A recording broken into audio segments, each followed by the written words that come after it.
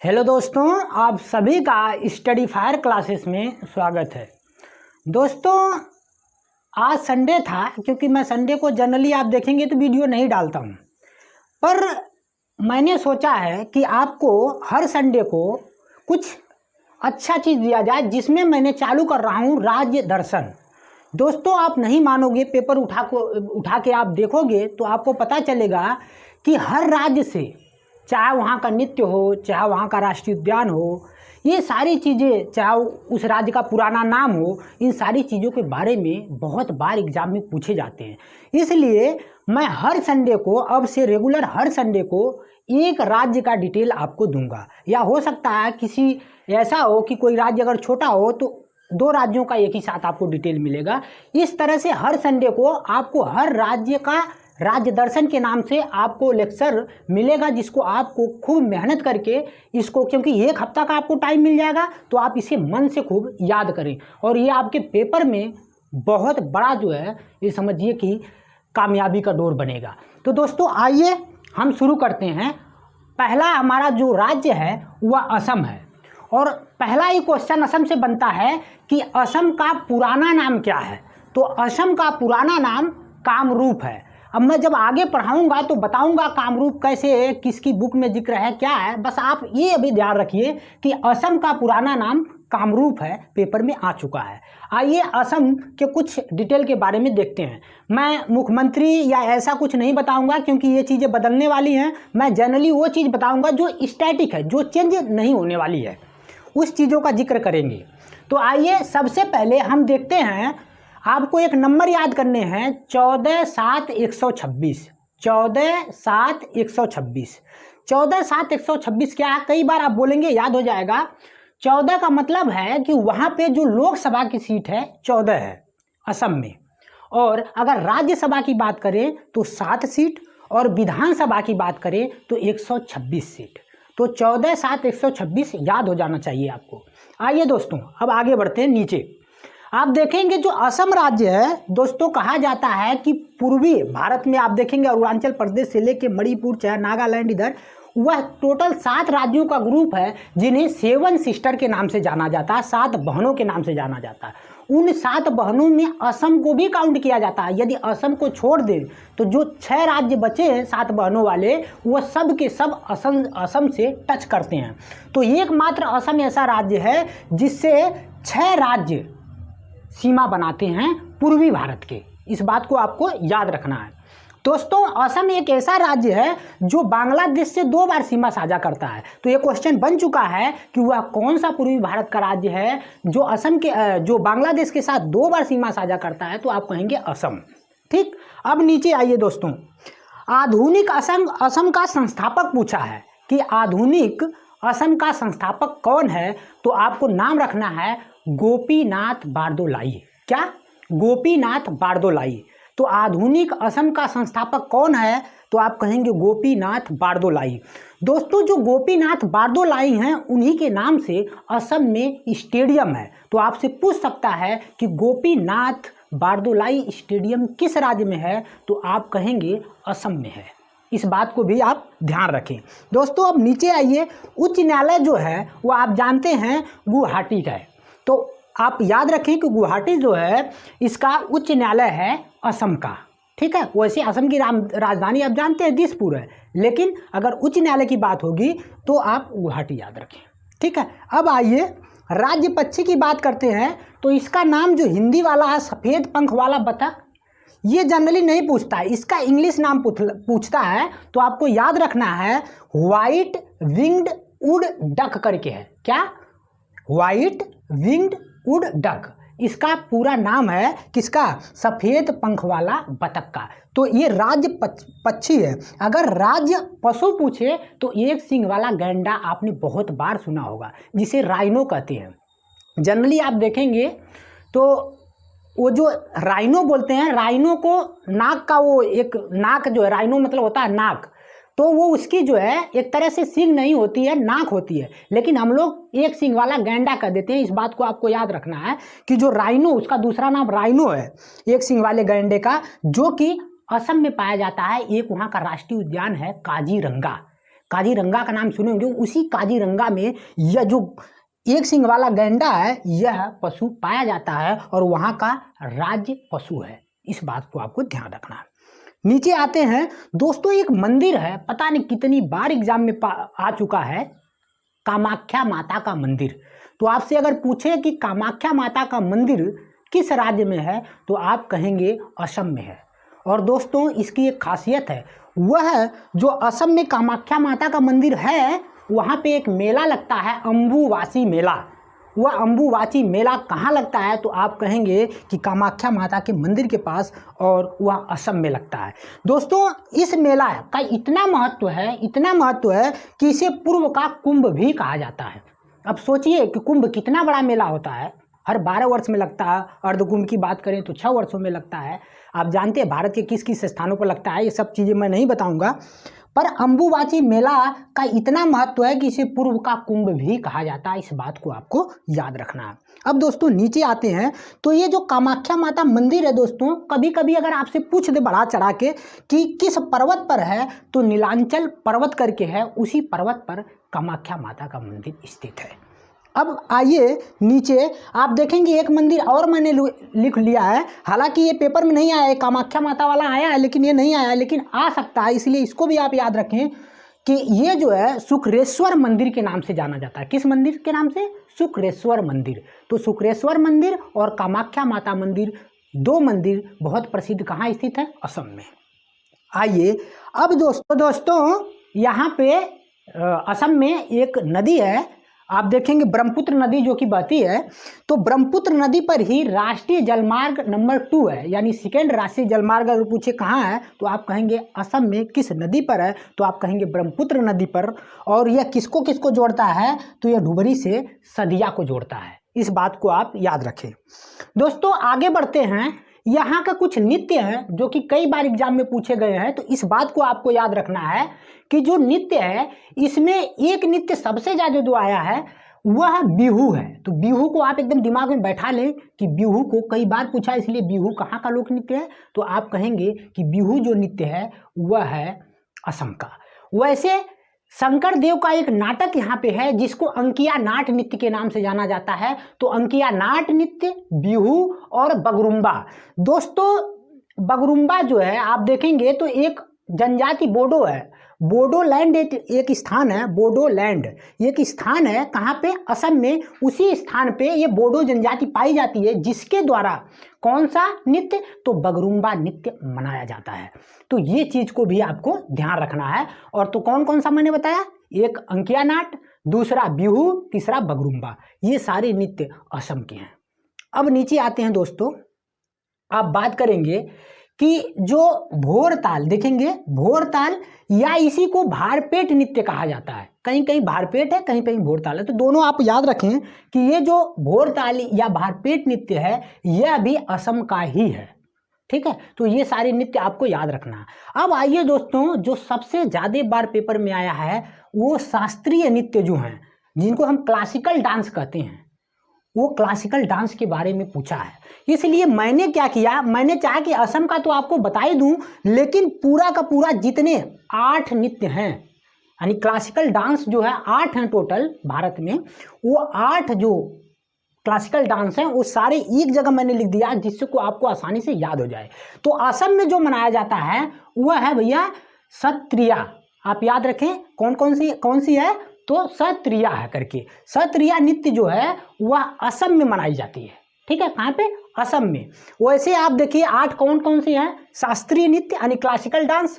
तो देखिए भरत मुनि ने अपनी पुस्तक नाट्य शास्त्र में 8 शास्त्रीय नृत्य का जिक्र किया है। तो आपसे ये पूछ सकता है कि जो शास्त्रीय नृत्य हैं टोटल 8 क्लासिकल डांस, उनका किस पुस्तक में जिक्र है? तो आप कहेंगे भरत मुनि अपनी पुस्तक नाट्य शास्त्र। तो नाट्य शास्त्र में जिक्र है किसका? क्लासिकल डांस का। कितने हैं टोटल? 8 हैं। और ये 8 कौन से हैं और किस किस राज्य में मनाए जाते हैं, इसको ध्यान से आपको सुनना दोस्तों। आइए, पहला हमने बताया सत्रिया असम में मनाई जाती है, इसको याद रखना है। दूसरा भरतनाट्यम है। दोस्तों भरतनाट्यम कई बार पूछ चुका है और यह सबसे पुराना है, इस बात को भी याद रखना है। तो यह भरतनाट्यम तमिलनाडु में मनाया जाता है। यानी ये क्लासिकल डांस कहाँ पे? तमिलनाडु में मनाया जाता है। कौन? भरतनाट्यम। उसी तरह कथक है। देखिए ये कथक है, ये कथकली है। तो कथक जो है ये उत्तर प्रदेश या उत्तरी भारत कर देंगे आप। उत्तरी भारत में कभी कभी ऐसे आता है, उत्तरी भारत में कौन सा क्लासिकल डांस जो है किया जाता है, तो आप कहेंगे कथक। ठीक है। और कथकली अगर कहे तो यह केरल राज्य में मनाया जाता है। यानी केरल राज्य की ये नृत्य है, ये डांस है क्लासिकल, जो कि केरल में है। और केरल की एक और है, ये केरल की दो हैं, दोनों याद रखना आपको। एक ही फ्लो में बोलेंगे तो याद हो जाएगा 2-3 बार। कथकली मोहिनीअट्टम, कथकली मोहिनीअट्टम, कथकली मोहिनीअट्टम। ये दोनों जो क्लासिकल डांस हैं यह केरल से संबंधित हैं। अब आइए देखिए मणिपुरी, तो मणिपुर राज्य उसी के नाम पे है तो आपको याद हो गया मणिपुरी क्लासिकल डांस। और ओडिसी जो है उड़ीसा में मनाया जाता है। उसी तरह से कुचिपुड़ी एक है, जो कि कुचिपुड़ी आंध्र प्रदेश का क्लासिकल डांस है। ये कुचिपुड़ी भी दोस्तों कई बार आ चुका है। आंध्र प्रदेश का जो क्लासिकल डांस कुचिपुड़ी है ये भी कई बार एग्जाम में आ चुका है। इस चीज़ को भी आपको याद रखने हैं। तो टोटल कितने क्लासिकल डांस? 8। किस बुक में जिक्र है? तो भरत मुनि के नाट्य शास्त्र में जिक्र है। किस किस राज्य से हैं इसको आपको याद कर लेने, मैंने बता दिया।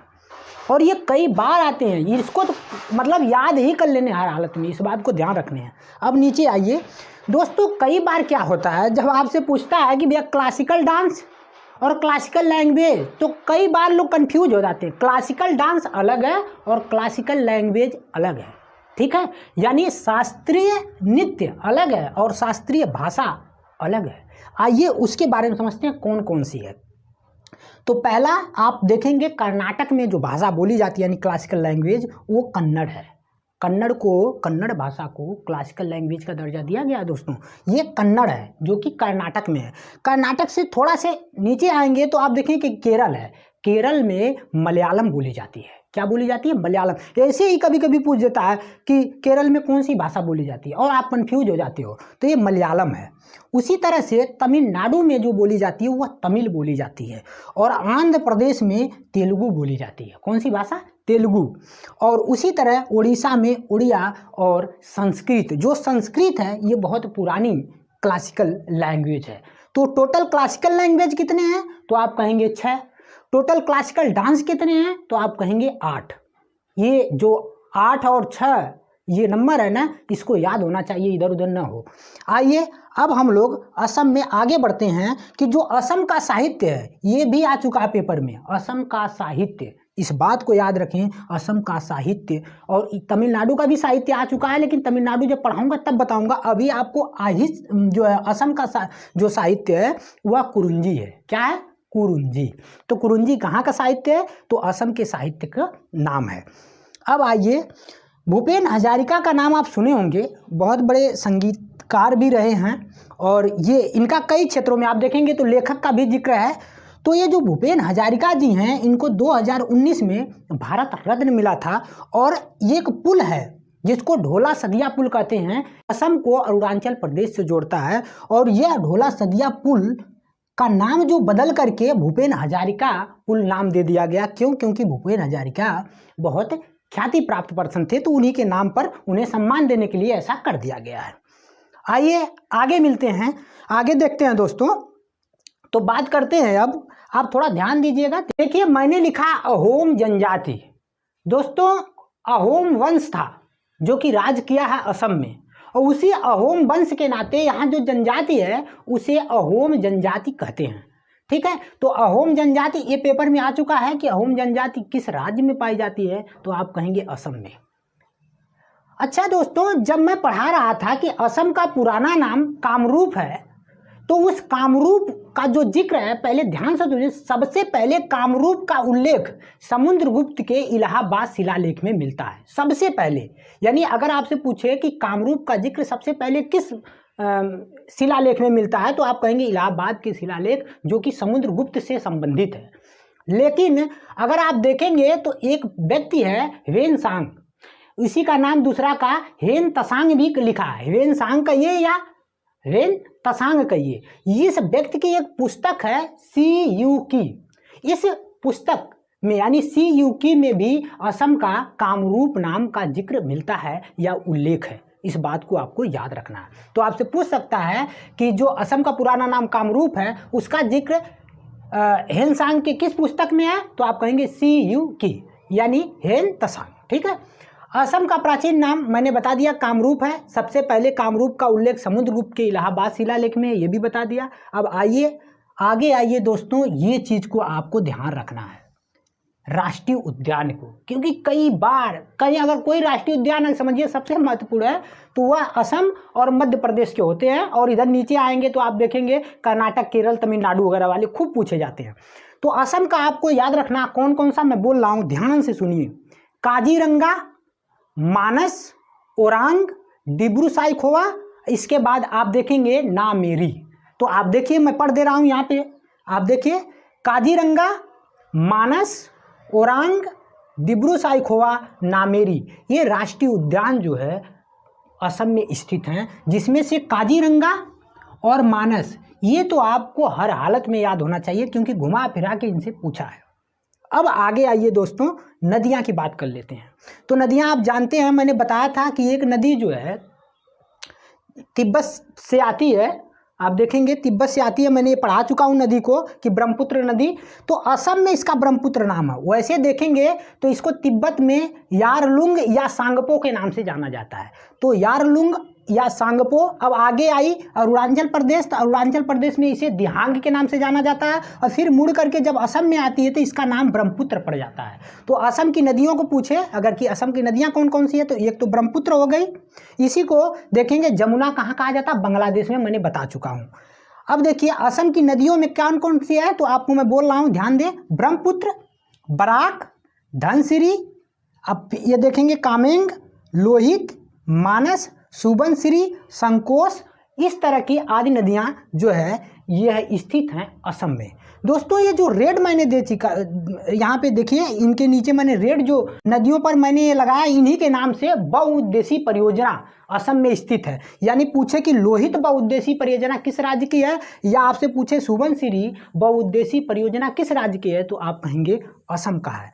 तो ये असम की नदियों के बारे में हो गया। अब आइए आगे, पहला तेल का कुआं। अब बताइए, आप अगर प्रीवियस ईयर पढ़े होंगे, स्टडी थोड़ा मोड़ा किए होंगे, तो बताइए कितनी बार पूछा है कि जो है पहला तेल का कुआं भारत के किस राज्य में है, तो आप कहेंगे असम में है। कहाँ पे है? असम। असम के कहाँ, तो आप कहेंगे डिगबोई में। कहाँ पे? डिगबोई। असम का एक स्थान है डिगबोई, जहाँ पे पहला तेल का कुआं सबसे पुराना ये डिगबोई में है। और कब, तो आप कहेंगे इसको कब खोजा गया था? 1901 में। ठीक है, तो इस बात को याद रखें। उसी तरह दोस्तों एक गलियारा है जो कि बहुत महत्वपूर्ण है, बहुत बार आया है, सिलीगुड़ी गलियारा, जिसको हम चिकन नेक कहते हैं। चिकन नेक का मतलब होता है चिकन नेक, नेक मतलब होता है गर्दन। तो जो मुर्गा होता है यानी जो चिकन होता है उसके गर्दन के आकार का नहीं पतला है, इसीलिए उसे चिकन नेक भी कह दिया जाता है। तो सिलीगुड़ी या गलियारा या चिकन नेक गलियारा की अगर बात करें तो ये स्थित है असम में। और इसका क्या महत्व है दोस्तों, यह शेष भारत को पूर्वी राज्यों से जोड़ता है, इसलिए इसका बहुत महत्व है। पूछ देता है कि सिलीगुड़ी गलियारा किस राज्य में है, तो आप कहेंगे असम में है। आगे बढ़ते हैं तो दोस्तों जीआई टैग की बात करते हैं। असम की कुछ चीज़ें हैं जिन्हें जीआई टैग मिला है। जीआई का मतलब होता है जियोग्राफिकल इंडिकेशन। क्या? Geographical indication. जीआई टैग का इतना महत्व है दोस्त, इसका अधिनियम 1919 में आया था। हालांकि जब ये प्रभाव में आया तो वह 13 सितंबर 2003 से प्रभाव में आया है, 13 सितंबर 2003 से। लेकिन इसका अधिनियम कई बार पूछा है कि जीआई टैग यानी जियोग्राफिकल इंडिकेशन का जो अधिनियम आया ये कब आया है, तो आप कहेंगे 1999। और किस किस चीज़ को जीआई टैग असम के मिला है, तो आप कहेंगे तेजपुर की लीची, वहाँ की तेजपुर की लीची के नाम से जाना जाता है, जिसे क्या मिला है? जीआई टैग मिला है। और वहाँ का एक सिल्क है जिसे मुगा सिल्क कहा जाता है, उस मुगा सिल्क को भी जीआई टैग मिला है। ये सारी बातें दोस्तों बहुत ही महत्वपूर्ण है, मेन है, आप इसको एकदम याद कर लीजिए। इसी तरह हर संडे को आपको राज्य दर्शन एक मिलेगा और आपको एक हफ्ता का टाइम मिल जा रहा है। एक हफ्ते में आप कोशिश करिए कि एक एक चीज़ को याद कर लें। तो दोस्तों आप हमारे चैनल को शेयर, सब्सक्राइब और लाइक करें मेरे मित्र। ठीक है दोस्तों, आज के लिए इतना ही। तब तक के लिए धन्यवाद। हेलो दोस्तों, आप सभी का स्टडी फायर क्लासेस में स्वागत है। दोस्तों, पिछले हफ्ते हम राज्य दर्शन पढ़ाए थे और राज्य दर्शन में असम की बात किए थे। आज जो बात होगी वह केरल राज्य की होगी, क्योंकि केरल राज्य भी बहुत महत्वपूर्ण हो जाता है एग्जाम के दृष्टिकोण से, इसलिए केरल राज्य को मैंने उठाया है। तो आइए आज केरल की बात करेंगे। क्योंकि ये राज्य दर्शन जो मैं दे रहा हूँ दोस्तों, ये आप अगर पढ़ेंगे तो बहुत सारे नॉलेज, क्योंकि आप जानते हैं 28 राज्य हैं और 8 केंद्र शासित प्रदेश हैं। अगर इन सारे राज्यों का राज्य दर्शन आप पढ़ लेते हैं तो आपके स्टैटिक जीके बहुत अच्छी हो सकती है। इसलिए आप ध्यान रखें और इसको अच्छे से स्टडी करें। तो आइए बात करते हैं सबसे पहले केरल की। तो केरल का जो निर्माण है दोस्तों, 1 नवंबर 1956 में इसका निर्माण हुआ है। तो हालांकि ये कोई खास इंपॉर्टेंट नहीं है, लेकिन आपको याद रखने इसका निर्माण कब हुआ है, तो 1 नवंबर 1956। अब बात करते हैं, यहाँ के मुख्यमंत्री हैं पिनाराई विजयन। अभी चुनाव हुआ था, आप जानते हैं, तो जो लेफ्ट पार्टी है उसी से हैं पिनाराई विजयन, तो इनको भी आप याद रखें। और यहाँ के जो गवर्नर हैं वो आरिफ मोहम्मद खान है। क्योंकि आप जानते हैं ग्रुप डी वगैरह के भी एग्जाम होते हैं तो उसमें ये सब भी पूछ लिया जाता है, इसलिए हमें इसको रखना पड़ा है। तो गवर्नर कौन है, तो आरिफ मोहम्मद खान। अब बात करते हैं दोस्तों, मैं यहाँ तक की बात कर लिया, ये सब बातें बाद में आपसे करूंगा। पहले बात करते हैं केरल के क्षेत्रफल का। तो केरल का क्षेत्रफल है 38,863 किलोमीटर स्क्वायर, या इसे वर्ग किलोमीटर भी बोल सकते हैं या किलोमीटर स्क्वायर भी बोल सकते हैं। तो ये बात ध्यान रखना है कि केरल का जो क्षेत्रफल है वह 38,863 किलोमीटर स्क्वायर है। ठीक है, अब आइए नीचे बात करते हैं राजधानी की। तो केरल की राजधानी तिरुअनंतपुरम है। क्या, तिरुअनंतपुरम। अब बात करते हैं आगे लिंगानुपात। दोस्तों ये भी बहुत महत्वपूर्ण है, क्योंकि केरल एक ऐसा राज्य है, आप देखेंगे, जहां का लिंगानुपात बहुत अच्छा है। बहुत अच्छा का मतलब सबसे अच्छा है। कितना है, लिंगानुपात का मतलब होता है कि 1000 लड़कों पर लड़कियों की संख्या कितनी है।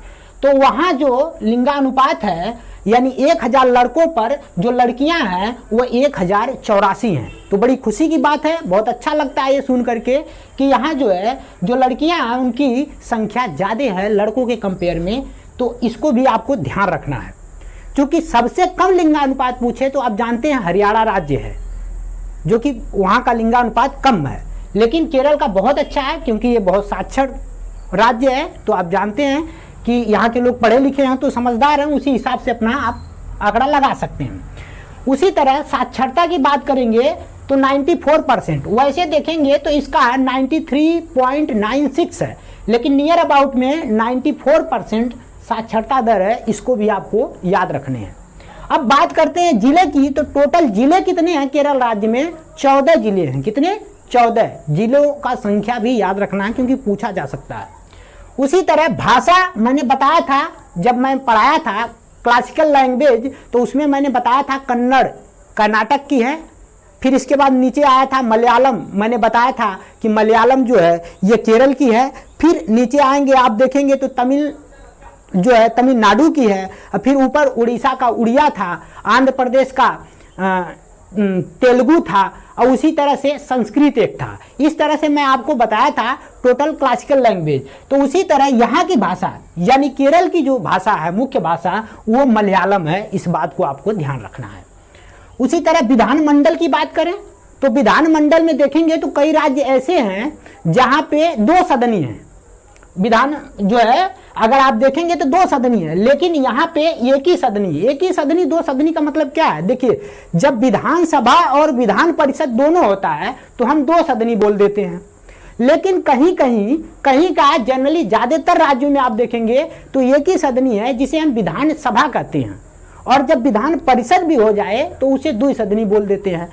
तो मैंने बताया था आपको जब पढ़ाया था कि मात्र 6 ऐसे राज्य इस समय बचे हैं प्रेजेंट में जहां पे 2 सदनी विधानमंडल है। आप देखेंगे तो कौन कौन सा है, तो महाराष्ट्र है, तेलंगाना है, कर्नाटक है और इसके बाद आप चले जाइए उत्तर प्रदेश, बिहार और एक आंध्र प्रदेश। इस तरह से 6 राज्य ऐसे हैं जहां पे 2 सदनी, यानी कहने का मतलब विधानसभा और विधान परिषद दोनों है, लेकिन यहाँ एक ही सदनी यानी विधानसभा ही है। तो आपको ये भी ध्यान रखने हैं केरल में।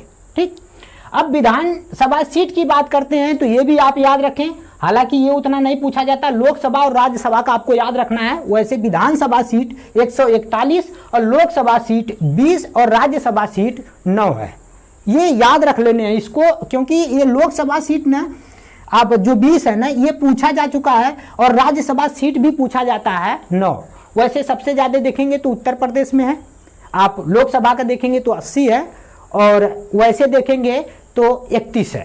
पर आपको वहाँ अभी अभी केरल की बात हो रही है, इसलिए सिर्फ केरल का याद रखने हैं। कितने, तो लोकसभा सीट 20 और इसके बाद राज्यसभा सीट 9। ठीक है दोस्तों, अब आइए राजकीय पशु की बात करते हैं। तो यहाँ हाथी है, और हाथी के लिए वहाँ का पेरियार जो राष्ट्रीय उद्यान है वो बहुत प्रसिद्ध है।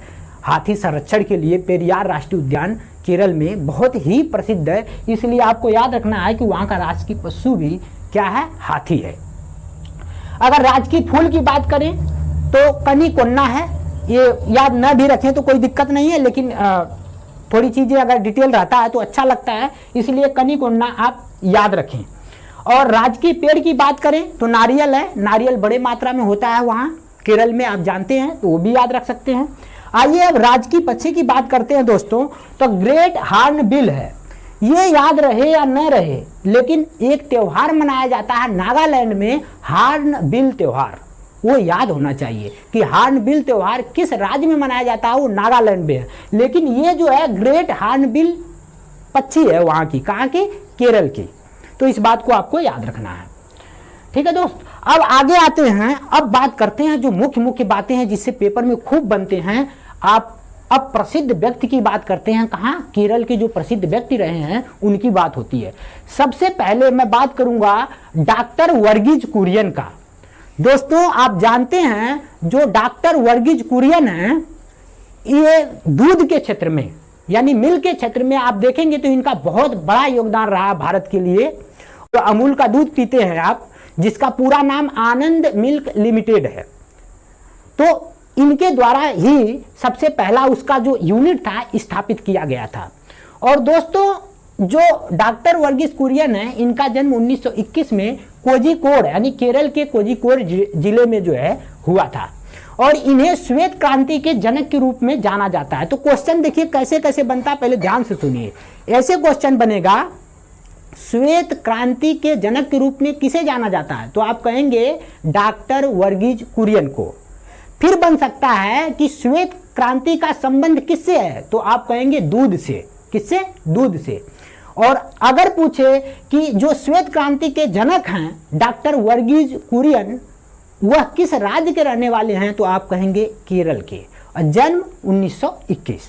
आप पूरा याद रखना चाहें तो 19 नवंबर 1921। तो इस चीज को आपको याद रखना है। उसी तरह इंजीनियर श्रीधरन, ये आप देखेंगे तो सिविल इंजीनियर रहे हैं श्रीधरन साहब, और ये अभी चर्चा में भी थे, बीजेपी में जो बीजेपी पार्टी उसमें शामिल भी हुए थे। तो आप देखेंगे कि जो इंजीनियर श्रीधरन है, इनको मेट्रो मैन के नाम से जाना जाता है। दोस्तों इनको आप देखेंगे तो पद्म श्री, पद्म विभूषण ये अवार्ड मिल चुके हैं, इसलिए ये बहुत महत्वपूर्ण हो जाते हैं इंजीनियर श्रीधरन। और ये 1995 से 2012 तक आप देखेंगे तो दिल्ली मेट्रो के निदेशक के रूप में कार्य कर चुके हैं, इसलिए इनको निगलेक्ट नहीं किया जा सकता इंजीनियर श्रीधरन को। आप इनको ध्यान रखें। तो पूछे ऐसे क्वेश्चन बना है, देखेंगे आप प्रीवियस ईयर में तो बन चुका है क्वेश्चन कि मेट्रो मैन के नाम से किसे जाना जाता है, तो आप कहेंगे इंजीनियर श्रीधरन को। इंजीनियर न भी बोले तो कोई बात नहीं, लेकिन श्रीधरन तो याद रहना चाहिए, ये तो उपाधि है उनकी, तो कोई बात नहीं है। आगे आइए, अब बात करते हैं दोस्तों संविधान के रक्षक के रूप में जिन्हें जाना जाता है उनका। केशवानंद भारती केस आप सुने होंगे, 24 अप्रैल 1973 का। दोस्तों ये केस बहुत ही बड़ी केस मानी जाती है, और आप देखेंगे तो अब तक का सबसे बड़ा आप कहेंगे बेंच जो है बैठा था, टोटल 13 जजों का बेंच, जिसमें से जो डिसीजन था वह 6-7 से था, यानी 7 लोग पक्ष में और 6 लोग विपक्ष में। एक तरह से यानी जीत जो हुई थी वो 7 लोगों की वजह से हुई थी। तो ये एक बहुत बड़ा केस था जो केशवानंद भारती केस। आप देखेंगे तो केरल के रहने वाले यानी ये मठाधीश हैं, यानी एक तरह से मठ में रहते थे, साधु संत थे, और इन्होंने ये जो केस है केशवानंद भारती केस 24 अप्रैल 1973, इससे बहुत कुछ साबित हुआ कि एक तो सबसे पहले बात हुई कि जो संविधान का मूल ढांचा है उसको बदला नहीं जा सकता, उसमें जो है संशोधन नहीं किया जा सकता मूल ढांचे में। और दूसरी बात कि ये केस जो थी वह सिद्ध कर दी कि अगर भारत में कुछ सर्वोच्च है तो हमारा संविधान है। और दोस्तों, और ये केस ये भी सिद्ध कर दी कि जो हमारा प्रियम्बल है यानी प्रस्तावना है उसमें संशोधन किया जा सकता है। तो ये बातें केशवानंद भारती केस से है, इसलिए ये भी बहुत महत्वपूर्ण हो जाते हैं। अब बात करते हैं अन्ना चांडी जी का। इनके बारे में आपको याद रखना है, पहली महिला न्यायाधीश रही हैं। आप जानते हैं हाई कोर्ट होते हैं राज्यों में, तो हाई कोर्ट का पहली महिला न्यायाधीश, कई बार लोग कंफ्यूज हो जाते हैं। एक हिमाचल प्रदेश की हैं लीला सेठ, ये भारत की पहली महिला मुख्य न्यायाधीश थी, यानी हाई कोर्ट की महिला मुख्य न्यायाधीश कहे तब किनका नाम आएगा? लीला सेठ का, जो कि हिमाचल प्रदेश की हैं। लेकिन खाली इतना आ जाए कि महिला पहली महिला न्यायाधीश हाई कोर्ट की, तो आप कहेंगे अन्ना चांडी जी, ठीक है। उसी तरह से अगर सुप्रीम कोर्ट का पूछे तो फातिमा बीबी जी हैं पहली महिला न्यायाधीश। पहली महिला, देखिए मुख्य न्यायाधीश नहीं, पहली महिला न्यायाधीश की मैं बात कर रहा हूं, मुख्य न्यायाधीश तो अभी तक कोई बना ही नहीं। इसीलिए आप याद रखें कि सुप्रीम कोर्ट की पहली महिला न्यायाधीश कौन? तो फातिमा बीबी, जो कि 1989 में ये बनी थी। तो ये आपको याद रखना कि कंफ्यूज नहीं होने हैं। अन्ना चांडी क्या है? तो हाई कोर्ट की महिला न्यायाधीश हैं। और हम फिर लीला सेठ की बात किए तो ये हाई कोर्ट की हैं लेकिन मुख्य न्यायाधीश हैं। और इसके बाद जब सुप्रीम कोर्ट की बात आती है तब फातिमा बीबी जी का बात आता है। तो इसलिए आप इसको सिंपली याद रख सकते हैं। दोस्तों, जो केरल है, केरल में आप देखेंगे तो जो पश्चिमी घाट है वो नीचे केरल वाला जो इलाका है जिसको हम कहते हैं मालाबार तट, क्या कहते हैं? मालाबार तट। उसी तट पर एक विद्रोह हुआ था मोपला जनजाति के द्वारा, इसलिए वह विद्रोह आ चुका है पेपर में। कब हुआ था? तो आप कहेंगे कि मोपला विद्रोह 1921 में हुआ था। किस तट पर हुआ था? तो आप कहेंगे मालाबार तट पर। इस बात को आपको याद रखने हैं। और आप देखेंगे जो कोचीन है उसे अरब सागर की रानी के नाम से भी जाना जाता है। तो ये क्वेश्चन बन चुका है कि कोचीन को ऐसे क्वेश्चन बना है कि अरब सागर के रानी के नाम से किसे जाना जाता है? तो आप कहेंगे कोचीन को। ठीक है दोस्तों, ये सारी बातें आपको याद रखने, क्योंकि ये जितने बताए हैं मेरे भाई सारे के सारे क्वेश्चन बन चुके हैं, इसलिए इनको छोड़ने नहीं है। अब आइए बात करते हैं आगे मंदिर की। तो यहाँ पे 2 मंदिर आपको याद रखना है क्योंकि बहुत ही महत्वपूर्ण है। एक पद्मनाभ स्वामी मंदिर करके है जो कि भगवान विष्णु को समर्पित है। आप देखेंगे तो इस मंदिर में भगवान विष्णु का लेटी हुई प्रतिमा है, तो आप याद रख सकते हैं पद्मनाभ स्वामी मंदिर। और दूसरा जो बहुत ज्यादा महत्वपूर्ण है वह सबरीमाला मंदिर है। सबरीमाला मंदिर का क्या खासियत है दोस्तों, आपको बताएं। यहाँ पे देखेंगे तो जो सबरीमाला मंदिर है इसका निर्माण राजा राजशेखरा पर्सन है एक, उनका नाम है ये राजा राजशेखरा, इनके द्वारा करवाया गया। भगवान अयप्पा, लॉर्ड अयप्पा इन्हें कहते हैं। अयप्पन लिखा है लेकिन आप अयप्पा याद रखें, ज्यादातर जगह अयप्पा ही मिलता है। तो लॉर्ड अयप्पा को समर्पित ये सबरीमाला मंदिर है। और ये लॉर्ड अयप्पा जो थे इन्हें कहा जाता है कि यह एक ब्रह्मचारी थे, तो इसलिए इस सबरीमाला मंदिर में महिलाओं का प्रवेश वर्जित है। तो पूछता है कि कौन सा मंदिर है केरल का जिसमें महिलाओं का प्रवेश वर्जित है? तो आप कहेंगे कि वह सबरीमाला मंदिर है। किस भगवान को समर्पित है? तो आप कहेंगे लॉर्ड अयप्पा को। ठीक है, यह कैसे थे? एक ब्रह्मचारी थे, इसी वजह से यह माना जाता है कि महिलाओं का जो प्रवेश है वह वर्जित है। और इसका निर्माण किसने करवाया था? तो आप कहेंगे राजा राजशेखरा द्वारा। दोस्तों आप देखेंगे तो इसका एक और खासियत है ये जो मंदिर है ये पेरियार राष्ट्रीय उद्यान का नाम आप सुने होंगे, उसी पेरियार राष्ट्रीय उद्यान के अंदर है। इसलिए ये भी पूछा है कि वह कौन सा केरल का मंदिर है जो पेरियार राष्ट्रीय उद्यान के अंदर है, तो आप कहेंगे सबरीमाला मंदिर। ठीक है, ये बातें बहुत ही महत्वपूर्ण हैं दोस्तों। और इसी मंदिर में एक त्योहार मनाया जाता है, उस त्योहार का नाम है मकर बिलक्कू। कौन सा त्योहार? मकर बिलक्कू त्योहार किस मंदिर में मनाया जाता है? तो आप कहेंगे सबरीमाला मंदिर में। किस भगवान को समर्पित है? तो कहेंगे लॉर्ड अयप्पा को। ठीक है, ये सारी बातें आपको एकदम रट जाना चाहिए दोस्तों। आप केरल को देखेंगे तो केरल राज्य को भगवान का घर भी कहा जाता है। क्यों कहा जाता है? क्योंकि यहाँ देखेंगे तो लगभग सभी जो धर्म हैं, सभी धर्मों का यहाँ पे जो एक तरह से मंदिर है, मतलब पूजा स्थल है। इसलिए जो है कहा जाता है कि जो केरल है वह भगवान का घर यानी गॉड ओन कंट्री के नाम से भी जाना जाता है। किस नाम से? गॉड ओन कंट्री के नाम से। इसको आप याद रखें। अब आगे आइए तो दोस्तों यहाँ पे एक पूजा स्थल है यहूदियों का। यहूदी धर्म आप जानते हैं, इस समय तो हर कोई जानता होगा क्योंकि जेरूसलम का मुद्दा गरमाया हुआ है। तो आप ध्यान रखें इसको कि यहूदियों का पूजा स्थल जो है वह उसका नाम क्या है। जैसे हम कहते हैं, हम अपने पूजा स्थल को क्या बोलते हैं? मंदिर। अगर कोई मुसलमान भाई है तो वो कहता है मस्जिद। उसी तरह से इनके पूजा स्थल को सिनेगॉग के नाम से जाना जाता है। तो पूछा है ये क्वेश्चन कि यहूदियों का जो पूजा स्थल है उसे किस नाम से जाना जाता है? तो आप कहेंगे सिनेगॉग। ठीक है, आइए अब नीचे बात करते हैं नेशनल पार्क की। तो पेरियार नेशनल पार्क यहाँ का हाथी संरक्षण के लिए बहुत प्रसिद्ध है, इसलिए इसको याद रखने हैं पेरियार राष्ट्रीय उद्यान। अब आगे आइए साइलेंट वैली राष्ट्रीय उद्यान, यहाँ पे ये भी बहुत प्रसिद्ध है, इसको भी याद रखने हैं। और एक इराविकुलम जो कि नीलगिरी ताहर के लिए बहुत प्रसिद्ध है। कौन सा?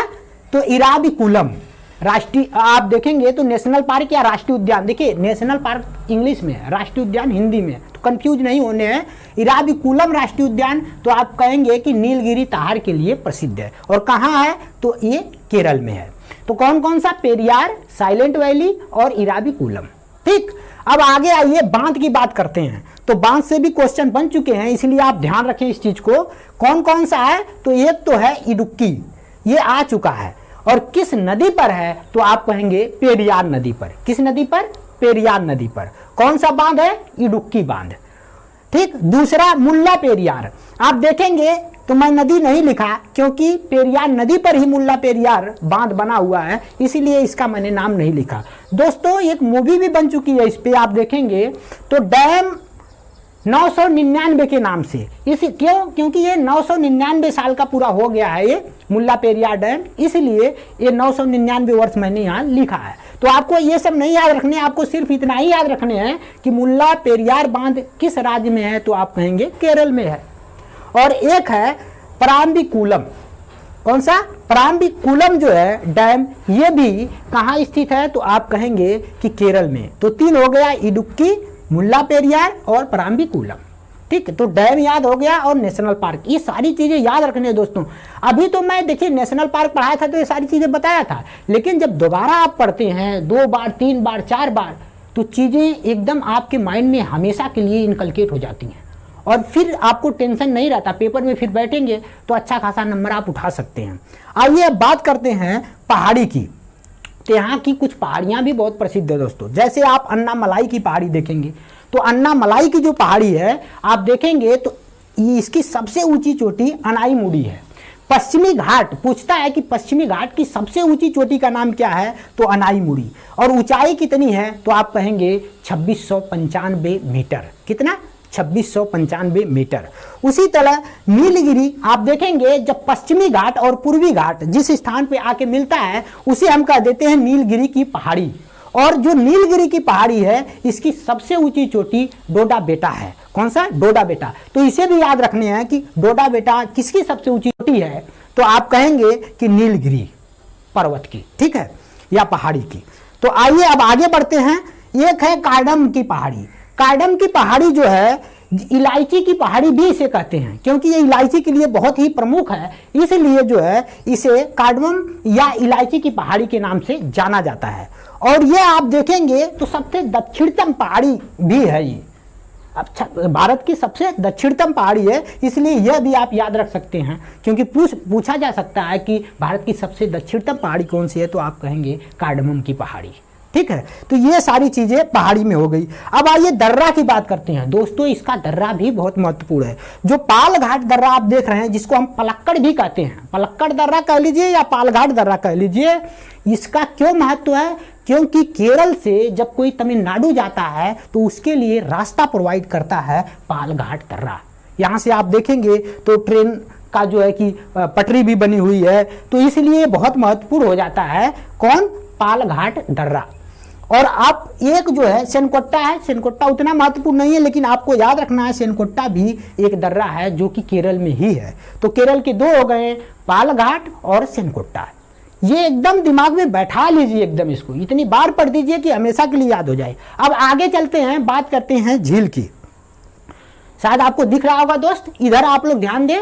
झील की बात करते हैं तो वेम्बनाड झील है, जो कि भारत की, मैंने जब झील पढ़ाया था आपको बताया था सबसे लंबी है। भारत की सबसे लंबी झील कौन सी है? तो आप कहेंगे वेम्बनाड झील है। ठीक है, वेम्बनाड जो कि सबसे लंबी है। कितनी लंबाई है? 16 किलोमीटर लंबी। ठीक है, और दूसरी जो झील है वो अष्टमुडी है। अष्टमुडी इसलिए नाम पड़ा है, इसके 8 कॉर्नर हैं, इसलिए इसका नाम अष्टमुडी है। तो इतना नहीं ध्यान रखने, सिर्फ आपको याद रखने हैं अष्टमुडी और वेम्बनाड झील किस राज्य में स्थित हैं, तो आप कहेंगे केरल में। भारत की सबसे लंबी कौन सी है? तो वेम्बनाड झील है। ठीक, अब आइए, अच्छा दोस्तों ये पॉइंट मैंने स्टार बना के जो लिखे हैं, ये पेपर में एक बार आ चुका था, किस पेपर में इतना तो याद नहीं आ रहा, लेकिन ये आ चुका है कि केरल के जो झील हैं इन्हें किस नाम से जाना जाता है, तो आप कहेंगे कयाल। क्योंकि कई पेपर होते हैं तो कई पेपरों से मिलाना पड़ता है, तो इतना नहीं याद आता कि नहीं इस पेपर में पूछा गया या इस पेपर में, लेकिन इतना जरूर है कि प्रीवियस ईयर है, इसलिए केरल के झील को कयाल के नाम से भी जाना जाता है। इस बात को आपको दिमाग में बैठा लेने हैं। अब आइए लोक नृत्य की बात करते हैं। लोक नृत्य भी यहाँ की बहुत महत्वपूर्ण है, बहुत ज्यादा महत्वपूर्ण है। आप देखेंगे तो लोक नृत्य में कथकली की बात करते हैं, क्योंकि शास्त्रीय नृत्य जब मैंने आपको पढ़ाया था तो मैं बताया था कि शास्त्रीय नृत्य कितनी, असम में सारी शास्त्रीय नृत्य एक जगह मैंने लिखवा दिया था आपको, जिसको हम क्लासिकल डांस कहते हैं। सारे क्लासिकल डांस भी लिखवाए थे और क्लासिकल लैंग्वेज भी लिखवाए थे, वो महत्वपूर्ण है, इसलिए उसे भी आप याद रखें। तो यहाँ कथकली जो शास्त्रीय नृत्य है, और दूसरा मोहिनी अट्टम, ये भी शास्त्रीय नृत्य यानी क्लासिकल डांस है। तो दो ये बहुत महत्वपूर्ण है, कथकली और मोहिनी अट्टम, जो कि नृत्य यानी कहेंगे क्लासिकल डांस कहाँ के हैं, तो आप कहेंगे केरल के हैं। और बात करें वैसे लोक नृत्य का, तो देखिए ओट्टम है, थुलाल है, और इसके बाद एक काली अट्टम है। तो आप याद, क्योंकि देखिए केरल राज्य वगैरह जो हैं यहाँ की भाषाएं अलग है, इसलिए नाम भी थोड़ा सा टेढ़ा होता है, लेकिन आप 2-3 बार बोलेंगे तो याद हो जाएगा। कौन कौन सा? काली अट्टम, थुलाल और ओट्टम, ये तीनों जो है लोक नृत्य हैं। लेकिन अगर क्लासिकल डांस कहे तो कथकली और मोहिनी अट्टम, इस बात को याद रखिए। ये सारे के सारे लोक नृत्य जितने हैं ये सब के सब केरल के हैं। अब आगे बढ़ते हैं, बात करते हैं त्योहार की। दोस्तों ये त्योहार, इसका आपको एकदम याद रख लेने हैं, ओणम। ओणम जो है, जब फसल कटाई, फसल बहुत अच्छी हो जाती है केरल में, जब फसल अच्छी हो जाती है तो उस खुशहाली में एक त्योहार मनाया जाता है जिसका नाम है ओणम। अब आगे आए तो नौका दौड़ की बात करते हैं दोस्तों। ये जो नौका दौड़ आप देख रहे हैं, ये नेहरू ट्रॉफी, मैंने यहाँ लिख रखा है, पूरा नाम इसका नहीं, इसका पूरा नाम है नेहरू ट्रॉफी बोट रेस, यानी नेहरू ट्रॉफी नौका दौड़ के नाम से इसी नौका दौड़ को जाना जाता है, वहां पे मनाया जाता है। तो आप पूरा नाम इसको याद रख सकते हैं, नेहरू ट्रॉफी नौका दौड़। तो ये कहाँ मनाया जाता है, तो आप कहेंगे कि यह भी त्योहार जो है ये केरल का है। कौन कौन सा? ओणम और नेहरू ट्रॉफी बोट रेस। ठीक है, वैसे खाली नेहरू ट्रॉफी की बात करेंगे तो इसका नेहरू ट्रॉफी का संबंध जो है वह हॉकी से है। ठीक, अब आगे आए, प्रमुख जनजातियों का बात करते हैं कि कौन कौन सी जनजातियां वहां पाई जाती हैं। तो आपको ज्यादा नहीं याद रखने हैं, लेकिन कुछ जो मेन हैं वो याद रखें। एक तो आप देखेंगे अडियान करके है, आडियान, देखिए आडियान जनजाति, दूसरा कम्मार जनजाति और तीसरा कुरामन जनजाति। कौन कौन सा? तो आडियान, इसके बाद कम्मार और इसके बाद कुरामन जनजाति। ठीक है, ये जनजातियां प्रमुख हैं। अब आते हैं दोस्तों, माहे जिला मैंने लिख रखा है। क्यों लिख रखा है? क्योंकि ये भारत का सबसे छोटा जिला है। कौन? माहे। तो पूछ सकता है कि भारत का सबसे छोटा जिला कौन सा है, तो आप कहेंगे माहे। वैसे सबसे बड़ा जिला कहे तो आप जानते हैं कि वह गुजरात में स्थित है, तो खैर उसकी बात नहीं करेंगे अभी, गुजरात जब पढ़ाएंगे तब बताएंगे। तो माहे जिला सबसे छोटा भारत का जिला है। और दोस्तों क्या खासियत है इस जिले का आपको मैं बताऊं, चूंकि पौंडीचेरी आप जानते हैं कि एक केंद्र शासित प्रदेश है और उसके 4 जिले हैं। कितने जिले हैं? 4। यनम एक जिला है जो कि आंध्र प्रदेश में पड़ता है। कहाँ पड़ता है? आंध्र प्रदेश में। तो जो पौंडीचेरी है उसका एक जिला यनम आंध्र प्रदेश में पड़ता है और 2 जिले जिसमें से आप देखेंगे तो वह 2 जिले कौन कौन से हैं? एक पुदुचेरी है और एक कराईकल है। कौन कौन?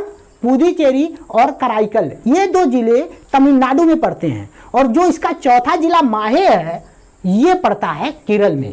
तो कभी कभी पूछता है कि वह कौन सा, पुडुचेरी का कौन सा वह जिला है जो केरल में है स्थित है, तो आप कहेंगे माहे, और ये भारत का सबसे छोटा जिला है।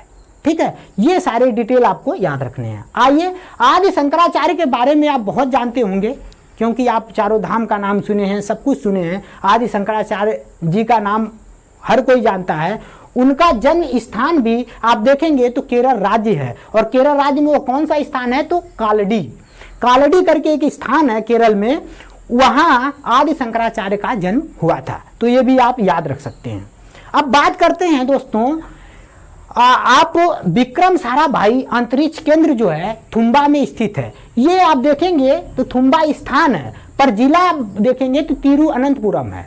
तिरुअनंतपुरम केरल राज्य की राजधानी है, और उसी तिरुअनंतपुरम में आप देखेंगे तो विक्रम साराभाई स्पेस सेंटर है। और विक्रम साराभाई का बहुत बड़ा रोल है, इन्हें फादर ऑफ स्पेस सेंटर के नाम से जाना जाता है। कोई पूछे आपसे कि फादर ऑफ स्पेस सेंटर के नाम से किस पर्सन को जाना जाता है, तो आप कहेंगे विक्रम साराभाई।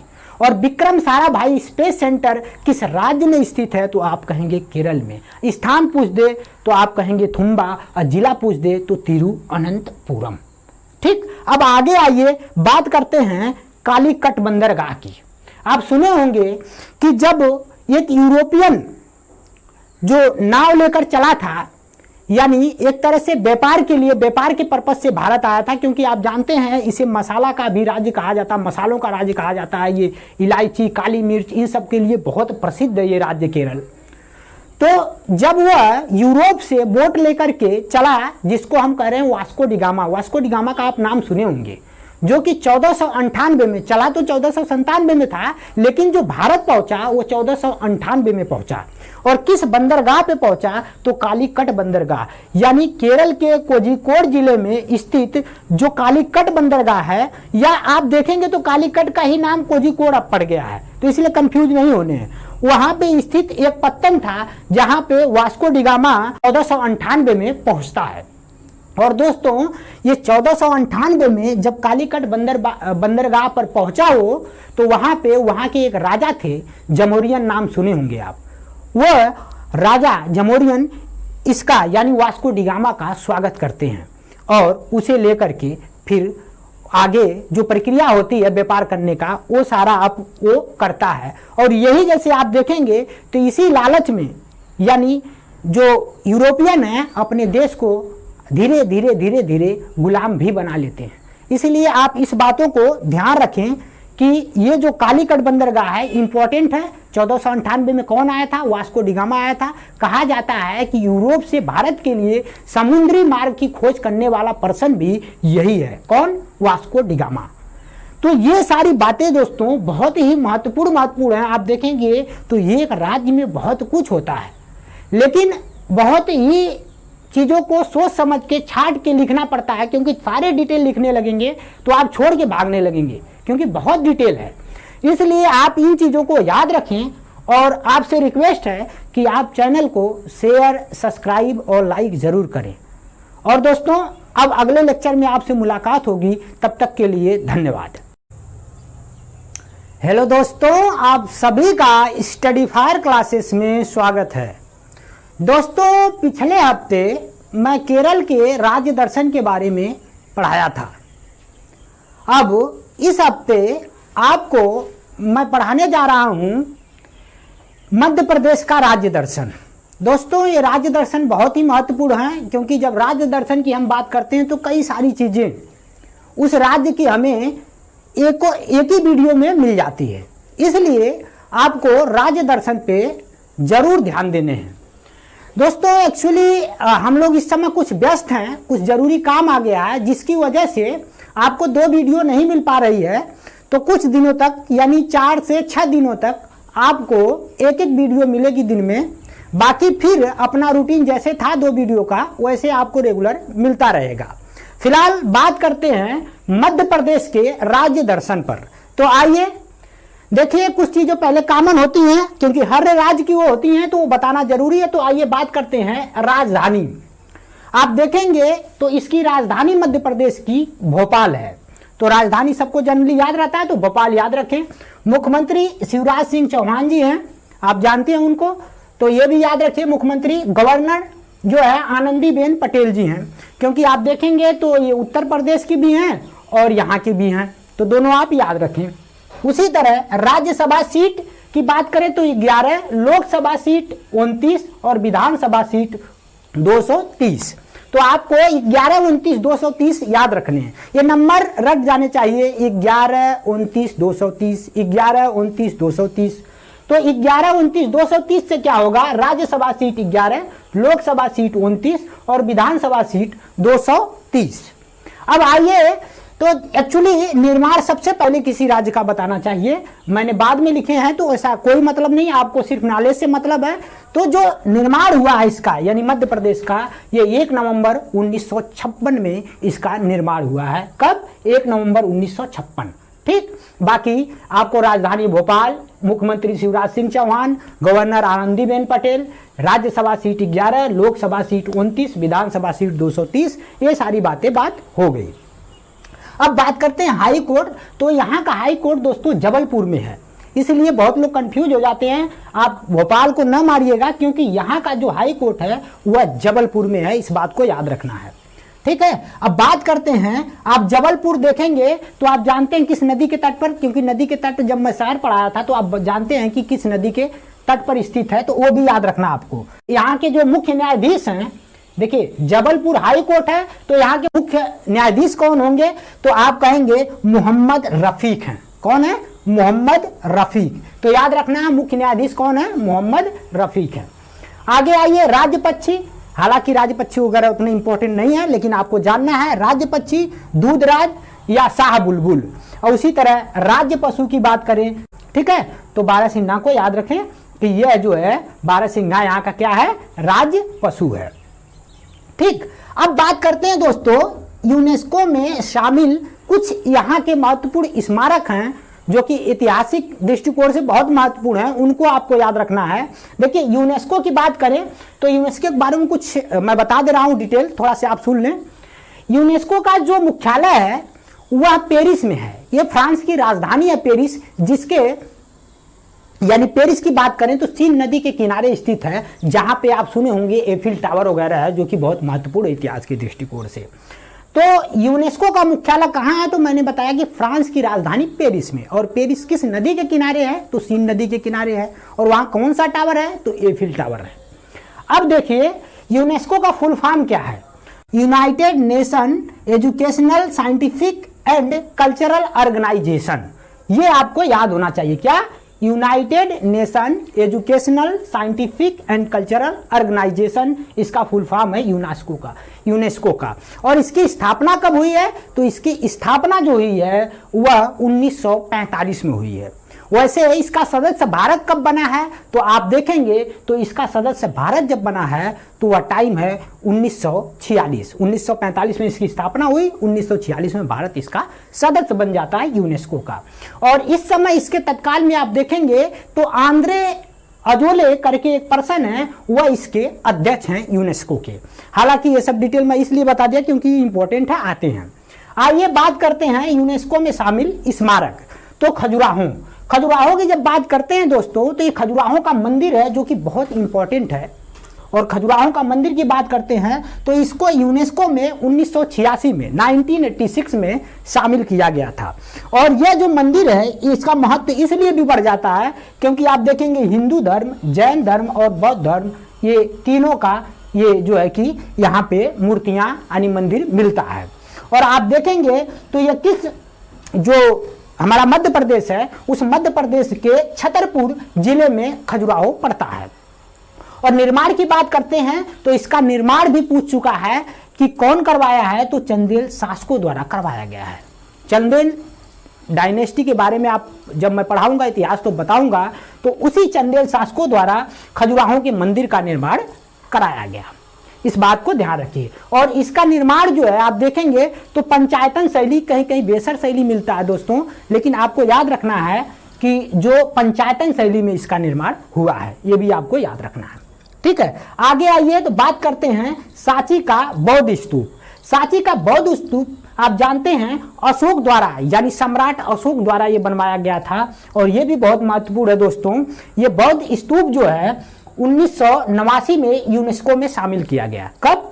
तो 1989 में यूनेस्को में शामिल किया गया, यानी यूनेस्को के सूची में।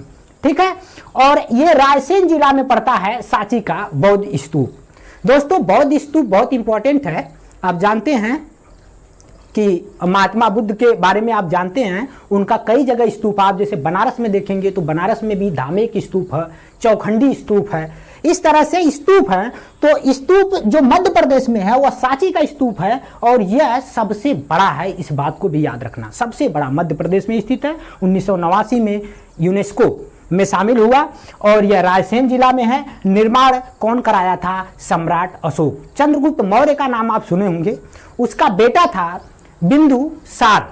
ठीक है, बिंदुसार, मैं बिंबिसार नहीं बोला, बिंदुसार। और बिंदुसार का बेटा है अशोक। तो इस बात में भी चाहे तो आप याद कर सकते हैं कि यह एक तरह से चंद्रगुप्त मौर्य का पोता हो गया, तो अशोक। और अशोक ने ही निर्माण किया है सांची के बौद्ध स्तूप का। ठीक है, तो दोस्तों इतनी बातें हो गई। अब आगे आते हैं, बात करते हैं भीमबेटका। भीमबेटका की गुफा है, ये पूरा नाम भीमबेटका की गुफाएं, आप सुने होंगे, बहुत पुरानी है ये। और 2003 में इसको यूनेस्को में शामिल किया जाता है, यूनेस्को की सूची में शामिल किया जाता है। और ये रायसेन जिला में है। दोस्तों रायसेन जिला की बात आती है तो आप जानते हैं कि रायसेन जो है ऐसे भी प्रसिद्ध है, आप पढ़े होंगे कि पहाड़ियों के बारे में। तो रायसेन को जब मैं बताऊंगा तो बताऊंगा रायसेन क्यों महत्वपूर्ण है। बस आपको इतना ही रखना है कि भीमबेटका की गुफा को कब शामिल किया गया था यूनेस्को में, 2003 में, और किस जिला में है, तो रायसेन जिला में है। ठीक है, अब बात करते हैं मध्य प्रदेश के राष्ट्रीय पार्क के बारे में। दोस्तों यहां से भी क्वेश्चन बनते हैं, बहुत हैं, पर मैं आपको जो महत्वपूर्ण, नेशनल पार्क का मतलब राष्ट्रीय उद्यान, तो ये जो राष्ट्रीय उद्यान है ये महत्वपूर्ण 10 हैं, जिसमें से 10 में से आपको जो मेन है वही याद करना है। तो कौन कौन से हैं? और वन्य जीव अभ्यारण्य देखेंगे तो 25 है, लेकिन इनको नहीं, आपको सिर्फ नेशनल पार्क पे फोकस करना है जो आते हैं नेशनल पार्क। आइए तो पहला देखते हैं, बांधवगढ़, कान्हा, सतपुड़ा, पन्ना, माधव। ये कौन कौन से हैं? ध्यान दीजिए फिर से, बांधवगढ़ राष्ट्रीय उद्यान, उसी तरह कान्हा राष्ट्रीय उद्यान, सतपुड़ा राष्ट्रीय उद्यान, पन्ना राष्ट्रीय उद्यान और इसके बाद माधव राष्ट्रीय उद्यान। ये सारे राष्ट्रीय उद्यान कहाँ स्थित हैं? तो आप कहेंगे मध्य प्रदेश में।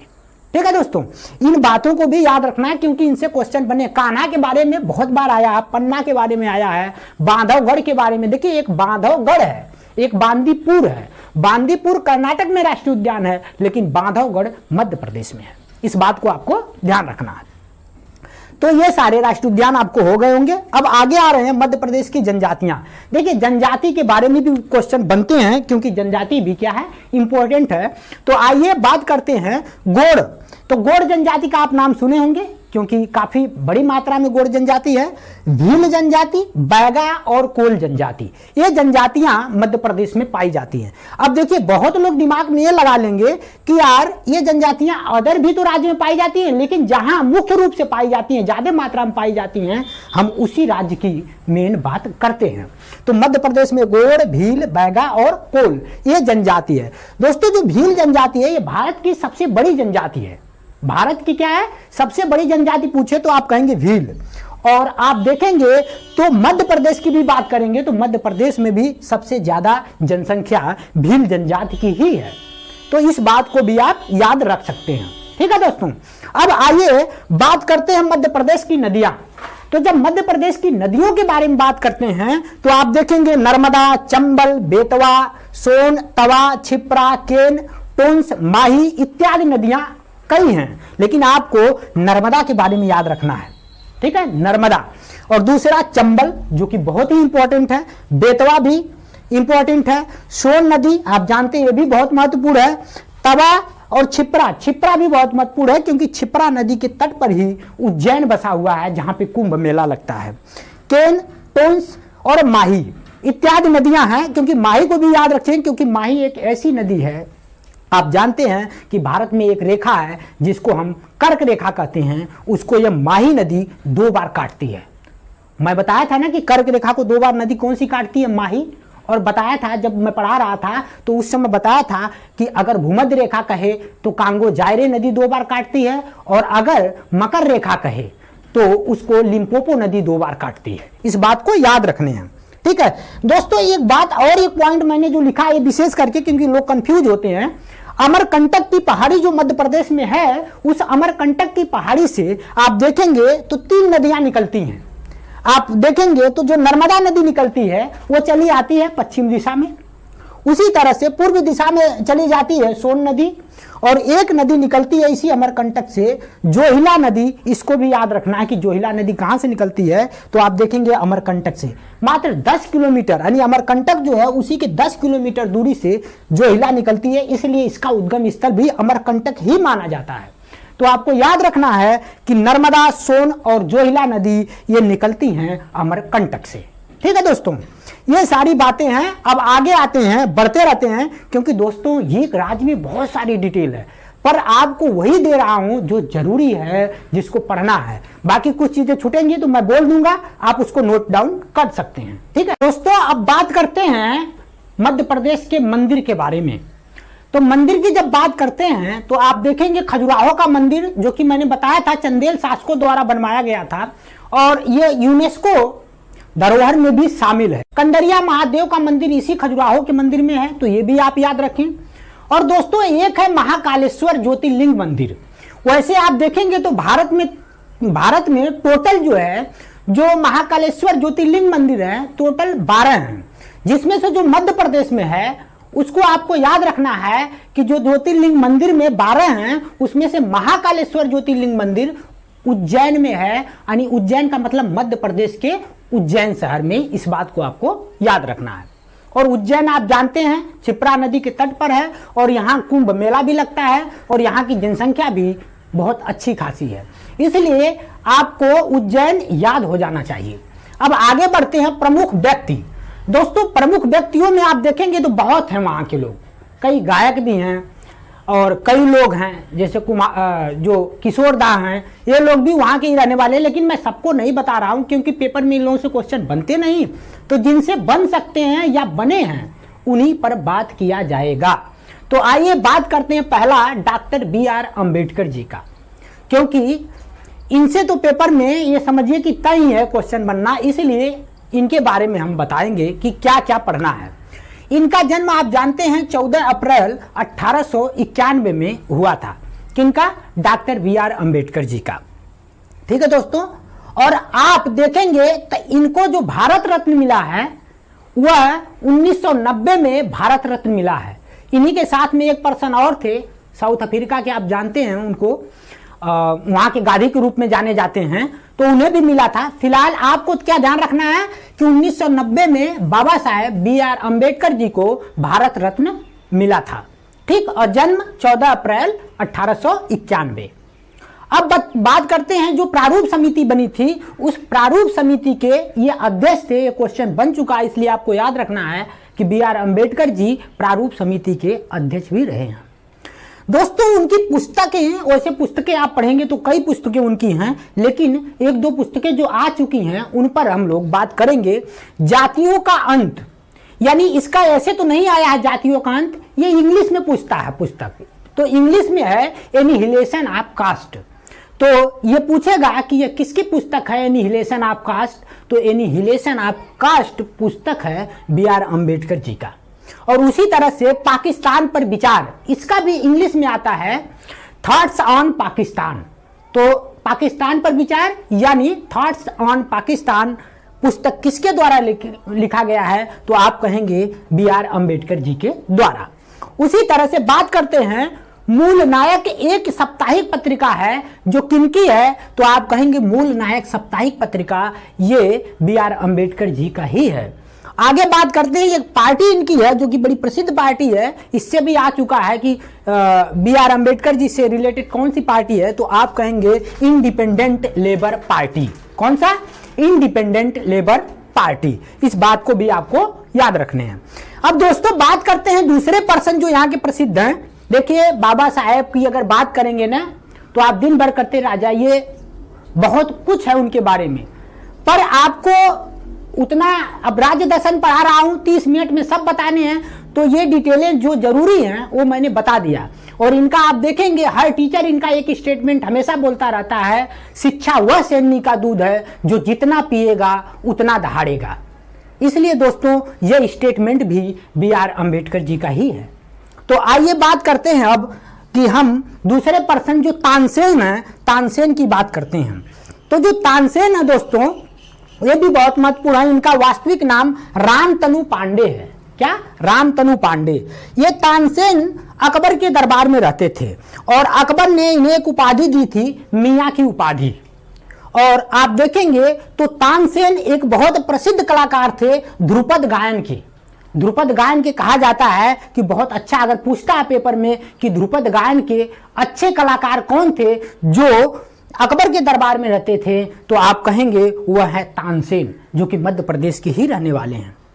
तो इसलिए इस बात को भी आपको ध्यान रखने। आप 9 रत्न जानते हैं कि 9 रत्न रहते थे अकबर के दरबार में, जिसमें से तानसेन है। और इसके अलावा जो है कि देखेंगे मुल्ला दो प्याजा है, रहीम खाने खाना है, इसी तरह से भगवान दास हैं, बहुत लोग हैं। फिलहाल ये सब बवाल नहीं आपको याद रखने, परेशान हो जाएंगे। अब आगे आइए बात करते हैं आगे वरामिहिर का। वरामिहिर का भी बहुत प्रमुख जो है इनका एक अपना नाम है, इसलिए इसको याद रखना है वरामिहिर जी को कि उज्जैन में जन्म इनका हुआ था, उज्जैन। और इनकी एक पुस्तक है दोस्त, कई बार आ चुका है, सूर्य सिद्धांतिका।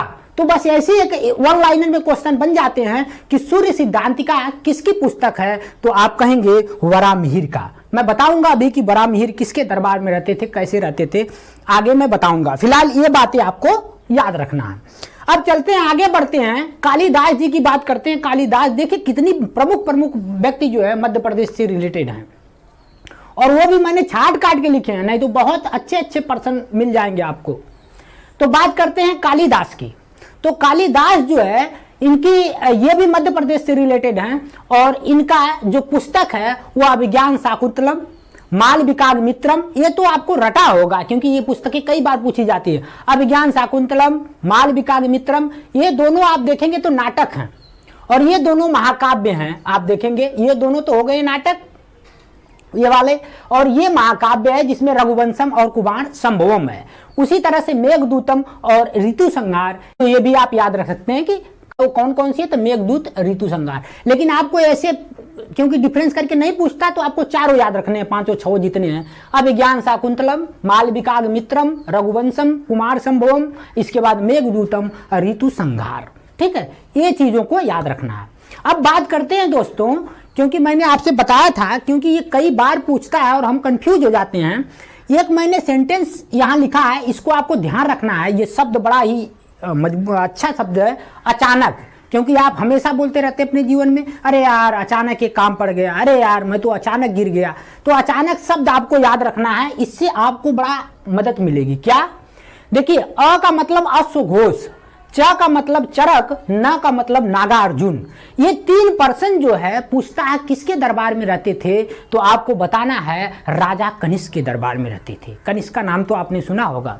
तो जो राजा कनिष्क है, कनिष्क के नाम से कैलेंडर भी आपने सुना होगा जो चलाया था कनिष्क ने। तो कनिष्क महत्वपूर्ण राजा है और इसी कनिष्क राजा के दरबार में ये अश्वघोष, चरक और नागा अर्जुन रहते थे।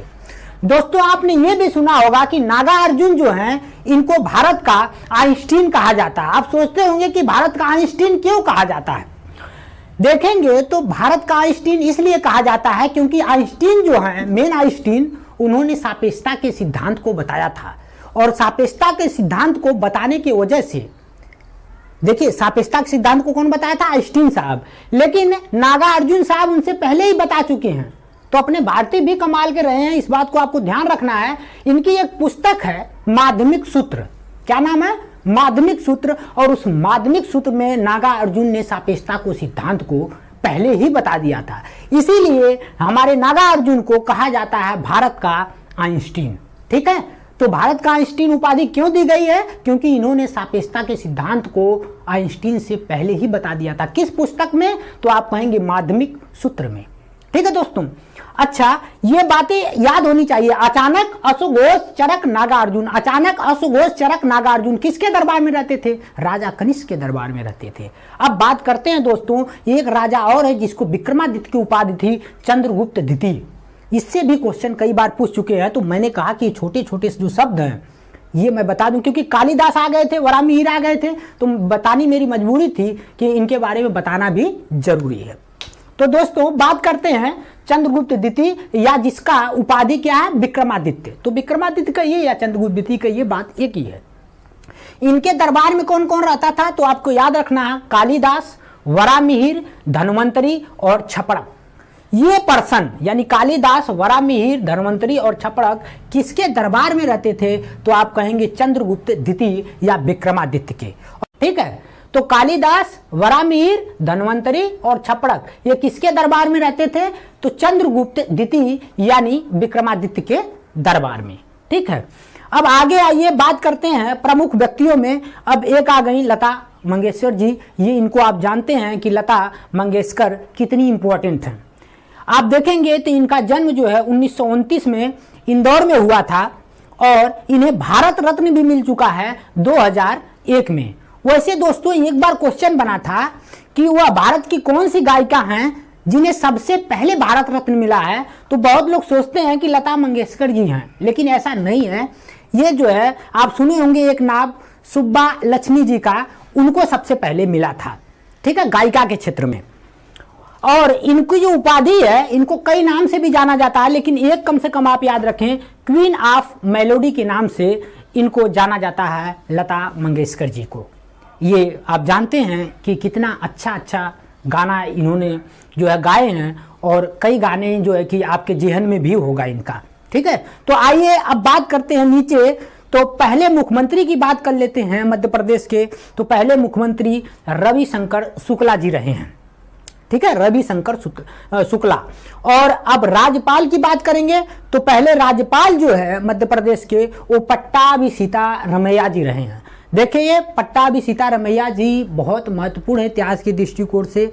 आप जब मैं पढ़ाऊंगा इतिहास तो आप बताऊंगा कि जब 1939 का हरिपुरा अधिवेशन हुआ था, वैसे तो 38 में हुआ था लेकिन ये लड़ाई 39 तक भी चली थी, तो इसलिए 38 में जो हरिपुरा अधिवेशन हुआ था उसमें आप देखेंगे तो जो नेताजी सुभाष चंद्र बोस रहे हैं और पट्टाभी सीतारमैया के बीच कुछ मतभेद भी हुए थे, क्योंकि गांधी जी की तरफ से पट्टाभी सीतारमैया को ही एक तरह से जो राष्ट्रीय नेशनल इंडियन कांग्रेस है उसके अध्यक्ष के रूप में चुना जाना था।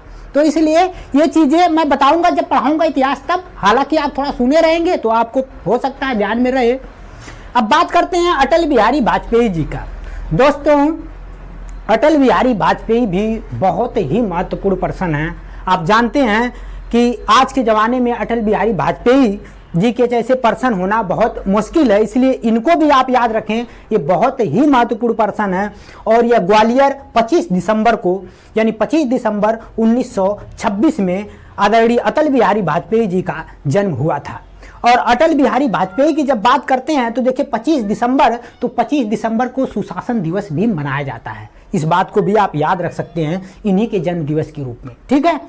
और आप बात करेंगे तो भारत रत्न इन्हें मिल चुका है अटल बिहारी वाजपेयी जी को, और यह मिला है 2015 में।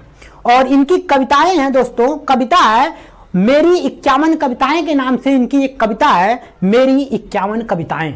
वैसे इन्होंने बहुत सारे स्टेटमेंट, बहुत सारी इनकी कविताएं हैं, आप पढ़ेंगे तो मजा आ जाएगा आपको। ये सारी बातें जो है ये अटल बिहारी वाजपेयी से संबंधित हैं। और जन्म इनका याद रखें कि ग्वालियर में हुआ था, 25 दिसंबर 1926 में हुआ था, ठीक है। और भारत रत्न कब मिला, ये भारत रत्न वाला पूछ सकता है, 2015 में, तो ये भी आपको याद रखना है। दोस्तों कुछ चीजें देखिए, मैं जब पढ़ा रहा हूं ये सारी चीजें, तो कुछ चीजें होती क्या हैं दोस्तों, ये चीजें छूट जाती हैं, ठीक है। छूट क्यों जाती हैं, क्योंकि डिटेल सारे एक जगह करना बहुत मुश्किल होता है, तो मैं बोल दे रहा हूं, उसे आप याद रखें। जैसे आप जानते हैं कुछ किला है जो कि बहुत इंपॉर्टेंट है, वैसे कुछ पर्यटन स्थान भी हैं जो कि बहुत महत्वपूर्ण है मध्य प्रदेश के, तो आपको मैं बोल दे रहा हूं, वो सारी चीजें आपको याद रखना है। आप देखेंगे तो ताज उल मस्जिद भी है, मध्य प्रदेश में ही है, तो इसको आप याद रख सकते हैं कि ताज उल मस्जिद कहाँ है, तो आप कहेंगे मध्य प्रदेश में है, ठीक है। वैसे देखेंगे आप तो धुआंधार जलप्रपात है, वह कहाँ है, तो आप कहेंगे धुआंधार जलप्रपात नर्मदा नदी पर है, क्योंकि नर्मदा नदी मैं बताया था बहुत महत्वपूर्ण अमरकंटक से निकलती है, तो धुआंधार जलप्रपात भी नर्मदा नदी पर ही स्थित है जो कि मध्य प्रदेश में है। उसी तरह ओमकालेश्वर बांध है जो कि बहुत ही महत्वपूर्ण है, ओमकालेश्वर बांध, क्योंकि यहाँ पे देखेंगे एक योजना बनाई जा रही है, आप देखेंगे तो बहुत बड़ी योजना है सोलर पावर प्लांट का, ठीक है। तो यानी तैरता हुआ सोलर पावर प्लांट का बहुत बड़ा एक जो है योजना बनाई जा रही है, जो ओमकालेश्वर डैम पे ही है, तो ये भी आप याद रख सकते हैं। उसी तरह आप देखेंगे तो पंचमढ़ी करके एक स्थान है जो कि मध्य प्रदेश में है, बहुत प्रसिद्ध है। देखिए पंचमढ़ी और पंचमहल में फर्क है। पंचमहल कहाँ पे है, तो फतेहपुर सीकरी में है, जो अकबर बनवाया था। और पंचमढ़ी जो है ये स्थान कहाँ पे है, तो आप कहेंगे मध्य प्रदेश में है। उसी तरह से आप देखेंगे तो कई सारे किले हैं, आपको किला भी याद रखना है। जैसे आप जानते हैं तो मांडू का किला और इसके बाद ग्वालियर का किला, ये भी प्रसिद्ध है, ग्वालियर का किला और मांडू का किला, तो ये दो किला भी यहाँ मध्य प्रदेश में ही हैं। और आप देखेंगे तो निवाड़ी मिर्च करके है, वो जीआई टैग है, निवाड़ी यानी निवाड़ी मिर्च जो है उसको या कहाँ ऐसे पूछेगा। देखिए दोस्तों कि जो निवाड़ी मिर्च है वह मध्य प्रदेश की है, जिसको जीआई टैग मिला हुआ है। और ये जीआई टैग मैंने बताया था आपको कि जो जीआई टैग मिलता है वह 10 सालों के लिए मिलता है, और इसका अधिनियम 1999 का है। तो अधिनियम 1999 10 सालों के लिए, और किसको मिला मध्य प्रदेश के, तो निवाड़ी मिर्च को मिला है क्या, तो जीआई टैग। जीआई टैग का मतलब मैंने बताया था जियोग्राफिकल इंडिकेशन। और दोस्तों एक स्थान और है जो कि महत्वपूर्ण है, देवास। दोस्तों तो देवास की बात करते हैं, क्योंकि देवास भी बहुत महत्वपूर्ण स्थान है मध्य प्रदेश का। देवास में आप देखेंगे तो नोट मुद्रालय है, यानी आप देखेंगे तो बैंक नोट मुद्रालय कहाँ स्थित है। अगर पूछ सकता है कि बैंक नोट मुद्रालय कहाँ स्थित है, तो आप कहेंगे देवास में। तो देवास को भी आपको याद रखना है, ठीक दोस्तों, ठीक है। तो ये सारी चीजें रही हैं दोस्तों मध्य प्रदेश की। अगर कुछ चीजें मान लीजिए इक्का दुक्का छूट गई हैं, तो उस चीजों को आप खुद स्टडी करें, क्योंकि अपने से भी स्टडी करेंगे तो ज्यादा नॉलेज होता है। इसलिए बाकी जो मेन चीज था मैंने राज्य दर्शन में आपको, यानी मध्य प्रदेश के राज्य दर्शन में आपको बता दिया, ठीक है दोस्तों। तो आपसे रिक्वेस्ट है कि चैनल को शेयर, सब्सक्राइब और लाइक करें, और मिलते हैं अगले लेक्चर में। तब तक के लिए धन्यवाद। हेलो दोस्तों, आप सभी का स्टडी फायर क्लासेस में स्वागत है। दोस्तों आज बात करेंगे हम गुजरात के राज्य दर्शन के बारे में। दोस्तों आइए बात करते हैं गुजरात के राज्य दर्शन के बारे में। दोस्तों ये जो गुजरात राज्य है ये बहुत ही महत्वपूर्ण राज्य है, यहाँ से काफी क्वेश्चन बनते हैं और डिटेल भी यहाँ काफी कुछ है। तो आइए बात करते हैं गुजरात की राजधानी के बारे में। तो गुजरात की राजधानी जो है वह गांधीनगर है, और इस समय राज्यपाल जो गुजरात के हैं वह आचार्य देवव्रत हैं, ठीक है। आगे बात करेंगे मुख्यमंत्री का, तो विजय रूपाणी जी हैं वहां के मुख्यमंत्री यानी गुजरात के। दोस्तों जब लोकसभा सीट की बात करते हैं तो लोकसभा सीट 26 और राज्यसभा सीट की बात करें तो 11 और विधानसभा सीट की बात करें तो 182। तो आपको ये जो डेटा है यानी 26 11 182 वो याद हो जाने चाहिए, यानी 26 11 182 और 26 11 182 में क्या है, लोकसभा सीट 26, राज्यसभा सीट 11 और विधानसभा सीट की बात करें तो 182 यानी 182। जिला की बात करें तो टोटल 33 जिले हैं गुजरात में, इस बात को भी आपको याद रखना है। दोस्तों गुजरात के निर्माण की बात करें तो आप जानते हैं गुजरात का निर्माण जो हुआ है 1 मई 1960 में होता है और यह गुजरात जो राज्य है यह अलग हुआ है महाराष्ट्र से, इस बात को भी आपको याद रखना है। बात करते हैं राज्य पशु की तो एशियाई शेर है और राज्य पक्षी की बात करें तो ग्रेटर फ्लेमिंगो है। कौन? Greater flamingo. और राज्य पेड़ की बात करें तो बरगद है दोस्तों, और राज्य फूल की बात करें तो गेंदा या मैरीगोल्ड है। ये कॉमन सी बातें हर राज्य में होती हैं, इसलिए आपको इसको याद रखना है। अब जो मेन चीजें स्टार्ट होती हैं, बात करते हैं यूनेस्को में शामिल गुजरात के प्रमुख स्थल, यानी गुजरात के जो प्रमुख स्थल हैं वो कौन कौन से यूनेस्को में शामिल हैं उनको हम पढ़ेंगे। तो आइए बात करते हैं पहला। अच्छा दोस्तों यूनेस्को की जब बात करते हैं तो आप जानिए यूनेस्को क्योंकि बहुत महत्वपूर्ण है, इसकी स्थापना 1945 में होती है फ्रांस की राजधानी पेरिस में। कहां? फ्रांस की राजधानी पेरिस में 1945 में यूनेस्को की स्थापना होती है दोस्तों। और आप जानते हैं जो फ्रांस की राजधानी पेरिस है वह सीन नदी के किनारे है और उसी फ्रांस की राजधानी पेरिस में एफिल टावर भी है। ये बातें मोटी मोटा याद रखना है। लेकिन 1945 में यूनेस्को की स्थापना तो होती है, लेकिन भारत जो यूनेस्को का सदस्य बना है वो 1946 में बना है, इस बात को याद रखना है। दोस्तों यूनेस्को की बात करते हैं तो इसका फुल फॉर्म भी पूछ चुका है, United Nation Educational Scientific and Cultural Organization. इस बात को आपको याद रखना है कि इसका यूनेस्को का फुल फॉर्म है, क्या मैंने बोला, United Nation Educational Scientific and Cultural Organization, इसका फुल फॉर्म है यूनेस्को का। अब आगे बात करते हैं कि यूनेस्को जो है इसमें कौन कौन से स्थल जो गुजरात के हैं वह शामिल हैं। तो आइए बात करते हैं पहला, रानी की वाव। जब रानी की वाव की बात करते हैं दोस्तों, आप देखेंगे 100 रुपए के नोट को जब देखेंगे तो 100 रुपए के नोट पर रानी की वाव का चित्र है दोस्तों। और रानी की वाव जो है यह 2014 में इसे यूनेस्को में शामिल किया जाता है। और आप देखेंगे सोलंकी वंश द्वारा, यानी सोलंकी वंश जो शासक हैं उनके द्वारा ये रानी की वाव का जो है निर्माण कराया जाता है। और रानी की वाव की बात करें दोस्तों तो जो सोलंकी वंश का एक शासक है भीमदेव प्रथम, आप जब गुजरात की बात करेंगे तो भीमदेव प्रथम की जो है बात होती है क्योंकि वहां का बहुत महत्वपूर्ण शासक है भीमदेव प्रथम।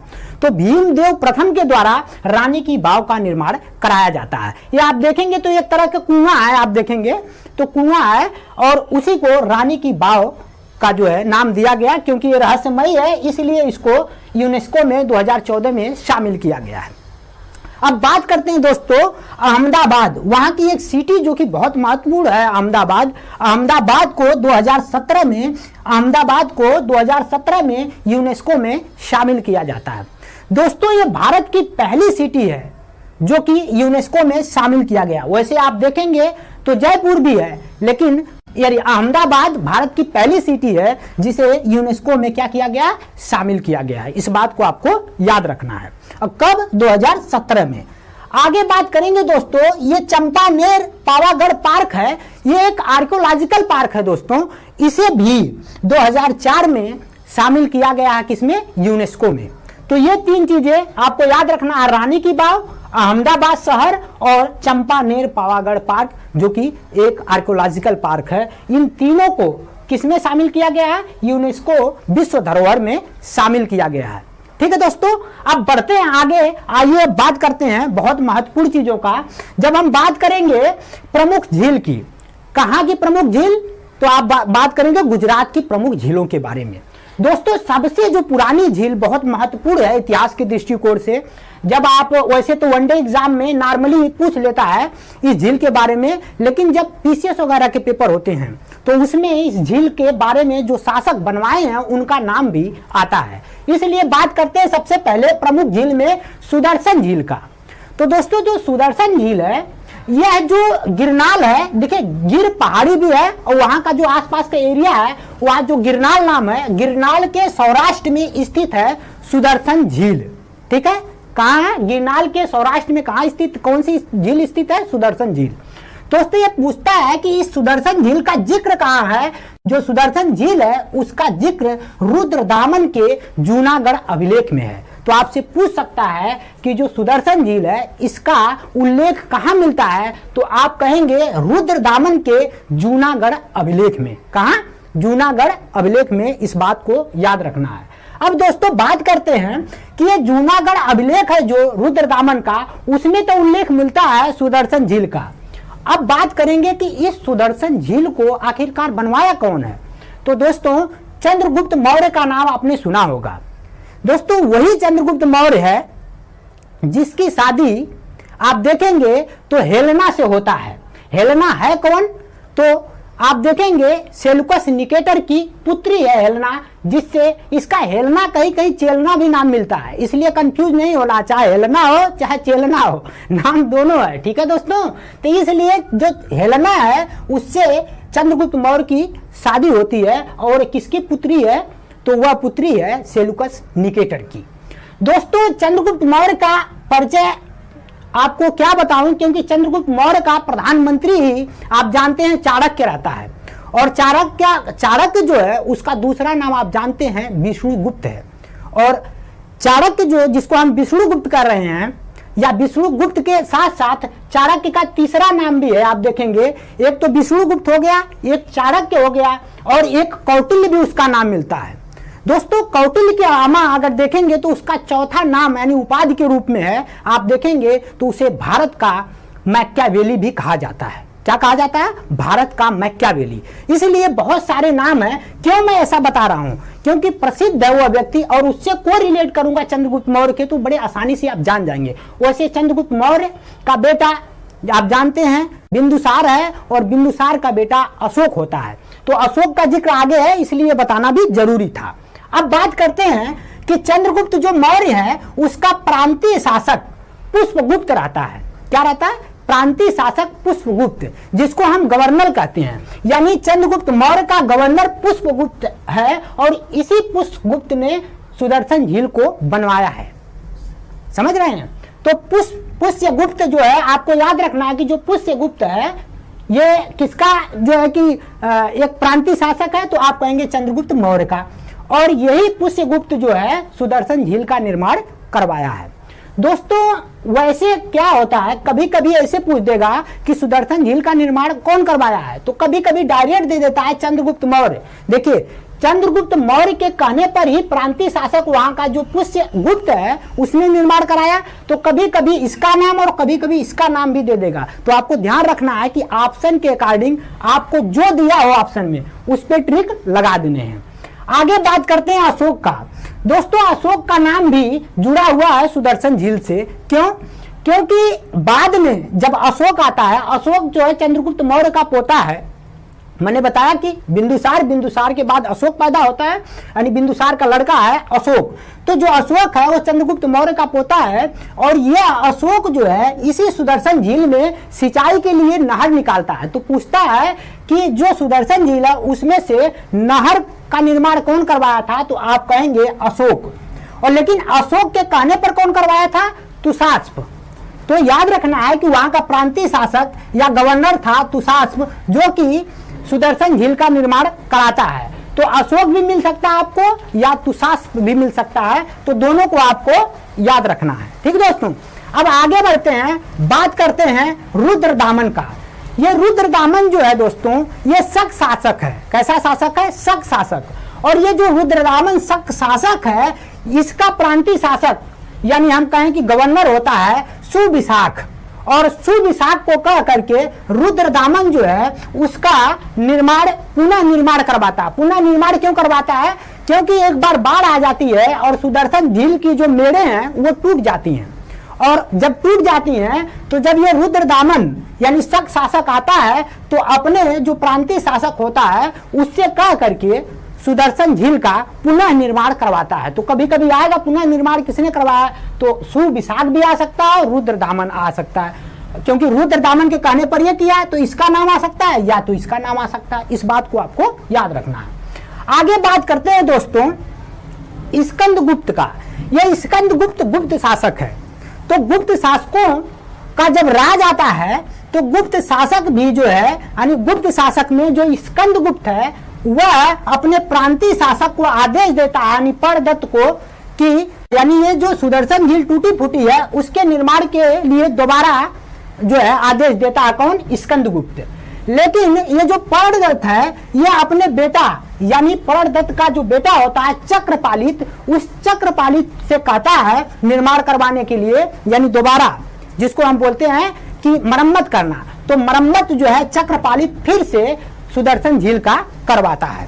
दोस्तों ये सुदर्शन झील के पास में ही चक्रपालित के द्वारा एक मंदिर का स्थापना किया जाता है। मंदिर का स्थापना, उस मंदिर का यानी वो मंदिर अब पूछता है कि सुदर्शन झील के पास विष्णु मंदिर का निर्माण कौन करवाया था, तो विष्णु मंदिर का निर्माण चक्रपालित करवाया था। और ये चक्रपालित है कौन? परदत्त का बेटा है। और ये परदत्त कौन है? तो स्कंदगुप्त का प्रांतीय शासक या गवर्नर है। इस बात को आपको याद रखना है। दोस्तों एक बात और ध्यान रखने हैं, क्योंकि ये चक्रपालित का क्वेश्चन पूछ चुका है, इसलिए आपको याद रखना है कि चक्रपालित ने ही वहां यानी जो आप कहेंगे कि जो सुदर्शन झील है उसके पास में विष्णु मंदिर का निर्माण करवाया था। दोस्तों आपको ये ध्यान रखना है, बहुत ही ज्यादा इंपॉर्टेंट है सुदर्शन झील, इसलिए इसको आप निगलेक्ट नहीं कर सकते। हालांकि वनडे एग्जाम में सिर्फ इतना ही पूछता है सुदर्शन झील कहाँ स्थित है, तो आप कहेंगे गुजरात में स्थित है। बहुत ज्यादा अगर बढ़ा चढ़ा के पूछेगा तो ये पूछ सकता है किसने बनवाया है, तो आप कहेंगे कि या तो चंद्रगुप्त मौर्य कहिए या तो फिर कहिए पुष्यगुप्त, बस यही पूछता है। बाकी जो आगे मैं डिटेल बताया हूँ बड़े एग्जामों के लिए है, तो आप वनडे एग्जाम वाले जो स्टूडेंट हैं उनको टेंशन लेने की जरूरत नहीं है। अब बात करते हैं दोस्तों, ये तो सुदर्शन झील पहली हो गई गुजरात की, दूसरी नल सरोवर झील है वहां की। और वैसे देखेंगे दोस्तों तो गुजरात की सबसे जो बड़ी झील है उस झील का नाम है कांकरिया झील। कौन सा? कांकरिया झील जो है गुजरात की सबसे बड़ी झील है। तो आपसे पूछ सकता है कि गुजरात की सबसे बड़ी झील का नाम क्या है, तो आप कहेंगे कांकरिया झील। और दोस्तों इसका जो दूसरा नाम है कुतुब हौज है, और इसी का कुतुब हौज या हौज ये कुतुब भी कहा जाता है। इसको किसको?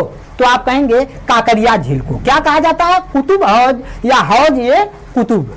तो आप चाहें तो याद कर सकते हैं। वैसे कांकरिया के बारे में ही पूछा है, तो कांकरिया जो है झील गुजरात की सबसे बड़ी झील है, इस बात को आपको याद रखना है।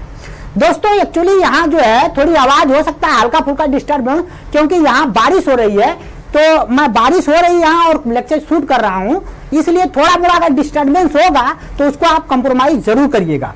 आइए बात करते हैं दोस्तों कि अगला जो झील है यहाँ की सूर सागर झील है करके, जो कि गुजरात में स्थित है। उसी तरह नारायण सरोवर झील है, यह भी गुजरात में स्थित है। आपको दो याद रखने हैं। कौन कौन से? तो पहला सुदर्शन झील और दूसरा कांकरिया झील, जो कि यहाँ की सबसे बड़ी झील है। और दोस्तों देखेंगे जो कांकरिया झील है इसकी एक खासियत और है, इसी झील के आसपास यानी इसी झील के चारों तरफ अहमदाबाद जो शहर है वह बसा हुआ है, तो इस बात को भी आप याद रख सकते हैं। अब बात करते हैं आगे यहाँ के राष्ट्रीय उद्यान के बारे में। दोस्तों यहाँ के राष्ट्रीय उद्यान के बारे में भी, राष्ट्रीय उद्यान के बारे में कई बार पूछता है यहाँ का नेशनल पार्क जो है, इसलिए यहाँ के नेशनल पार्क को भी आपको ध्यान देना है। यहाँ का एक नेशनल पार्क जो बहुत महत्वपूर्ण है वह गिर राष्ट्रीय उद्यान या गिर नेशनल पार्क है, इसको याद रखना है। आगे देखेंगे तो ब्लैक बक राष्ट्रीय उद्यान है। तो पहला हमने बताया गिर राष्ट्रीय उद्यान, दूसरा ब्लैक बक राष्ट्रीय उद्यान, और एक राष्ट्रीय उद्यान दोस्तों नीचे नहीं दिख रहा होगा, इसका नाम है मरीन नेशनल पार्क। क्या नाम है? मरीन नेशनल पार्क, यह भी गुजरात में है। और वैसे देखेंगे तो बंसदा राष्ट्रीय उद्यान और नारायण सरोवर अभ्यारण्य भी वहां स्थित है। आपको याद कौन सा रखने हैं? मात्र तीन, गिर राष्ट्रीय उद्यान, ब्लैक बक राष्ट्रीय उद्यान और एक है मरीन नेशनल पार्क। ठीक है, ये 3 जो है राष्ट्रीय उद्यान आपको याद रखने हैं, जो कि कहाँ स्थित है, गुजरात में। अब आइए आगे बात करते हैं दोस्तों। आपको दिख रहा होगा, इधर देखिए आप, प्रमुख व्यक्ति की बात करते हैं दोस्तों वैसे तो यहाँ बहुत व्यक्ति हैं, लेकिन मैं वही व्यक्ति लिखा हूं जिससे क्वेश्चन हर बार बनते हैं, इसलिए पहले व्यक्ति की बात करें तो सरदार वल्लभ भाई पटेल। आप जानते हैं 1928 का जो बारदौली सत्याग्रह होता है, जो किसान आंदोलन होता है, उसमें जो वहां की महिलाओं द्वारा महात्मा गांधी के माध्यम से सरदार वल्लभ भाई पटेल को सरदार की उपाधि प्राप्त की जाती है। दोस्तों जो सरदार वल्लभ भाई पटेल हैं, आप देखेंगे तो इंडियन नेशनल कांग्रेस जो है, इसकी अध्यक्षता भी 1931 में कर चुके हैं, कराची अधिवेशन में। तो इस बात को भी आप याद रख सकते हैं कि 1931 में इंडियन नेशनल कांग्रेस कराची अधिवेशन का अध्यक्षता किसने किया था, तो सरदार वल्लभ भाई पटेल। ठीक दोस्तों, अगर सरदार वल्लभ भाई पटेल की बात करें दोस्तों, तो आप जानते हैं कि जो भारत है, भारत में जो देशी रियासतें थी, उनके एकीकरण में इनका बहुत बड़ी भूमिका रही है सरदार वल्लभ भाई पटेल की। और सरदार वल्लभ भाई पटेल के नाम से इन्हें सम्मानित करने के लिए आप जानते हैं स्टैचू ऑफ यूनिटी का निर्माण हुआ है, स्टैचू ऑफ यूनिटी। और ये कहाँ है, तो आप कहेंगे नर्मदा नदी के तट पर स्थित है, गुजरात में है। ठीक है दोस्तों, और उसकी ऊंचाई कितनी है, 182 मीटर।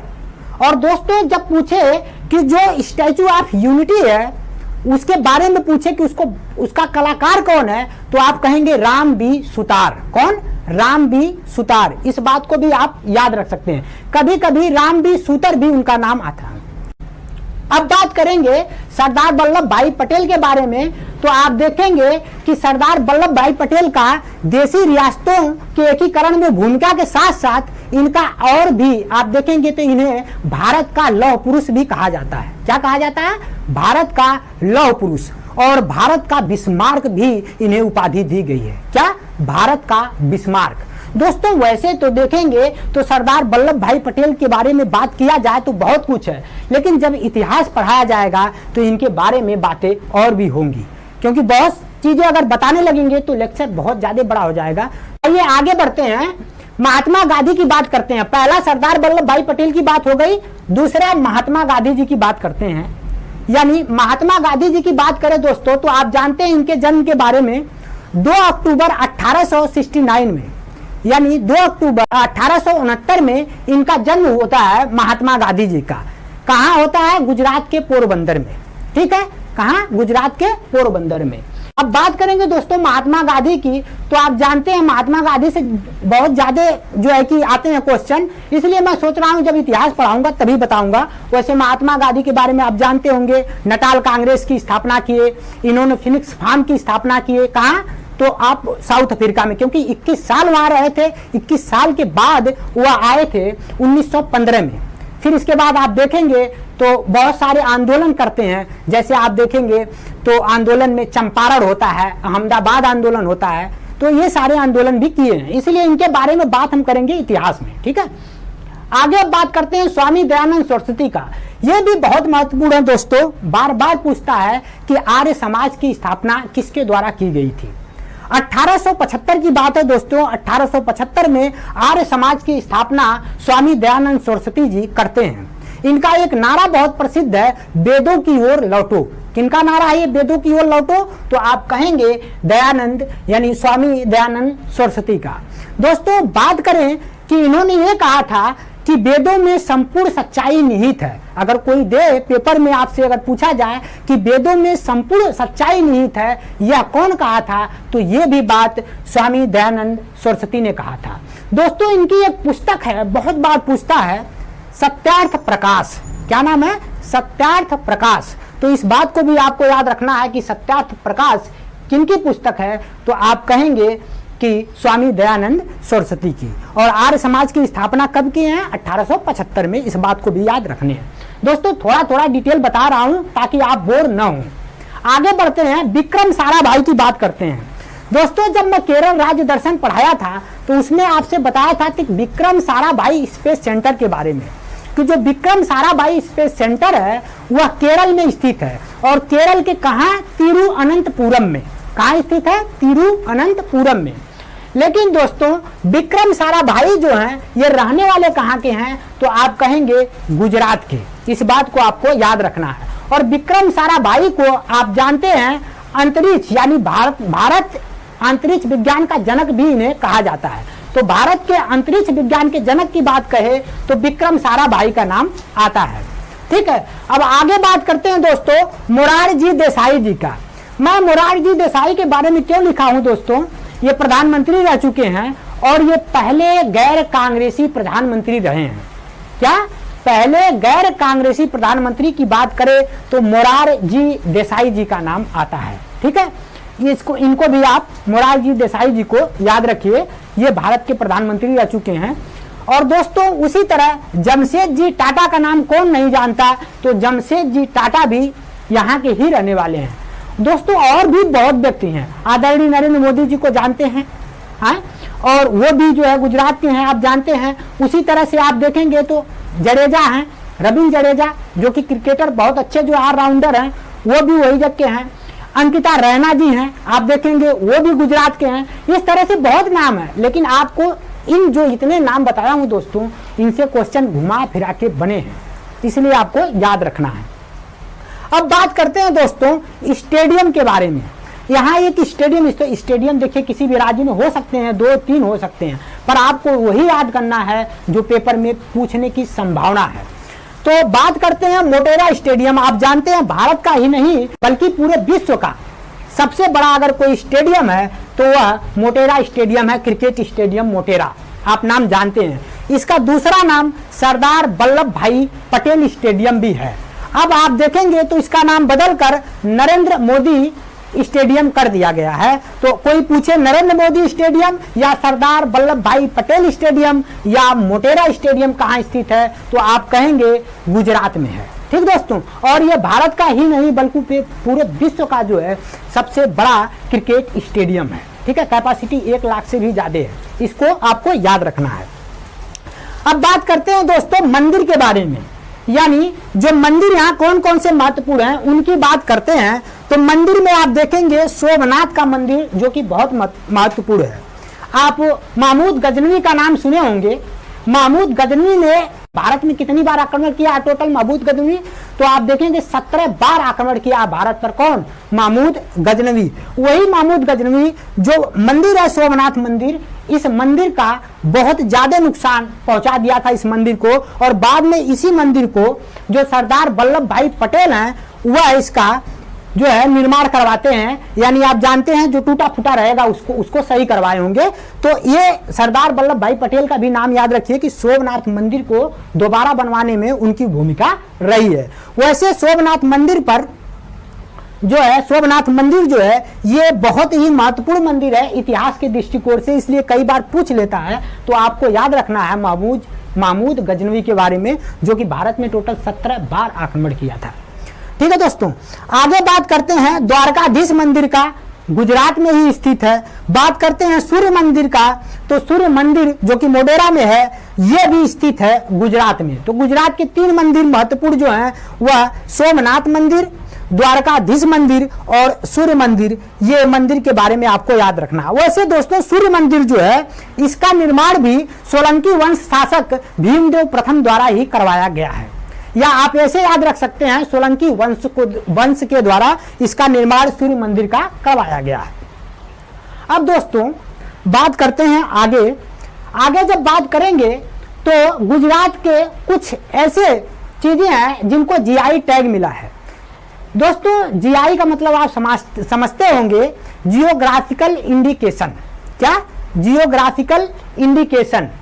तो जियोग्राफिकल इंडिकेशन का जो अधिनियम आया था, यानी जीआई टैग का जो अधिनियम आया था, तो दोस्तों अब जो है ये जो जीआई टैग है इसका अधिनियम पूछे तो 1999 ईस्वी में इसका अधिनियम आया, और किसी भी वस्तु को जो जीआई टैग दिया जाता है वह 10 वर्षों के लिए मान्य होता है। कितने? 10 वर्षों के लिए मान्य होता है, इस बात को याद रखना है। दोस्तों अगर हम जीआई टैग की बात करें गुजरात के, तो गुजरात में जीआई टैग आप देखेंगे तो सूरत की जो जैरी क्राफ्ट है उसको जीआई टैग मिला है। ये जैरी क्राफ्ट आप देखेंगे, सर्च करेंगे तो एक तरह से कढ़ाई, बहुत ही बारीक जो कढ़ाई होती है उसका नाम है जैरी क्राफ्ट। तो आप कह सकते हैं सूरत के जैरी क्राफ्ट को जीआई टैग मिला है। दोस्तों बात करें तो गिर का जो केसर मैंगो है, वहां का एक केसर मैंगो है, मैंगो मतलब आम समझ रहे होंगे, तो केसर मैंगो को, कहां का, गिर के केसर मैंगो को भी जीआई टैग है। इस बात को आपको याद रखना है। वैसे जीआई टैग तो गुजरात की बहुत सारी चीजें हैं जिनको मिला है, लेकिन ये पूछे गए हैं इसलिए इंपॉर्टेंट है। आगे बात करते हैं तो जो संखेड़ा का फर्नीचर है उसे भी, यानी संखेड़ा के फर्नीचर को भी जीआई टैग मिला है। तो ये गुजरात के 3 चीज हो गया, एक सूरत का जैरी क्राफ्ट, दूसरा गिर का केसर मैंगो और तीसरा संखेड़ा का फर्नीचर। इन तीनों चीजों को जीआई टैग मिला हुआ है, आप इसको ध्यान रखिए। अब बात करते हैं दोस्तों किला की। तो यहाँ के कुछ किले हैं जो कि बहुत प्रसिद्ध हैं, जैसे चंपानेर का किला, उसी तरह पावागढ़ का किला, पाटन का किला और मांडवी का किला। ये किला जो है स्थित है गुजरात में। तो आपसे क्वेश्चन कैसे बनता है, आपसे दे देगा मिलान करने के लिए और किला 2-4 दे देगा कि कौन सा किस राज्य में है।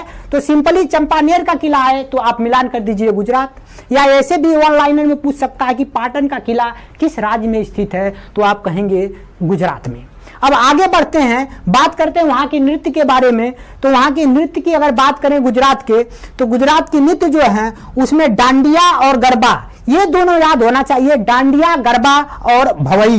वैसे देखिए ये जो है आप देख रहे हैं, जो पगहर नहीं याद रखने हैं आपको, पगहर नहीं, आपको कौन कौन से याद रखने हैं, तो आपको डांडिया, गरबा और भवई, ये तीनों नृत्य आपको याद रखना है कि डांडिया कहाँ का है, गुजरात का नृत्य है, गरबा कहाँ का है, गुजरात का नृत्य है, और भवई कहाँ का है, तो आप कहेंगे गुजरात का।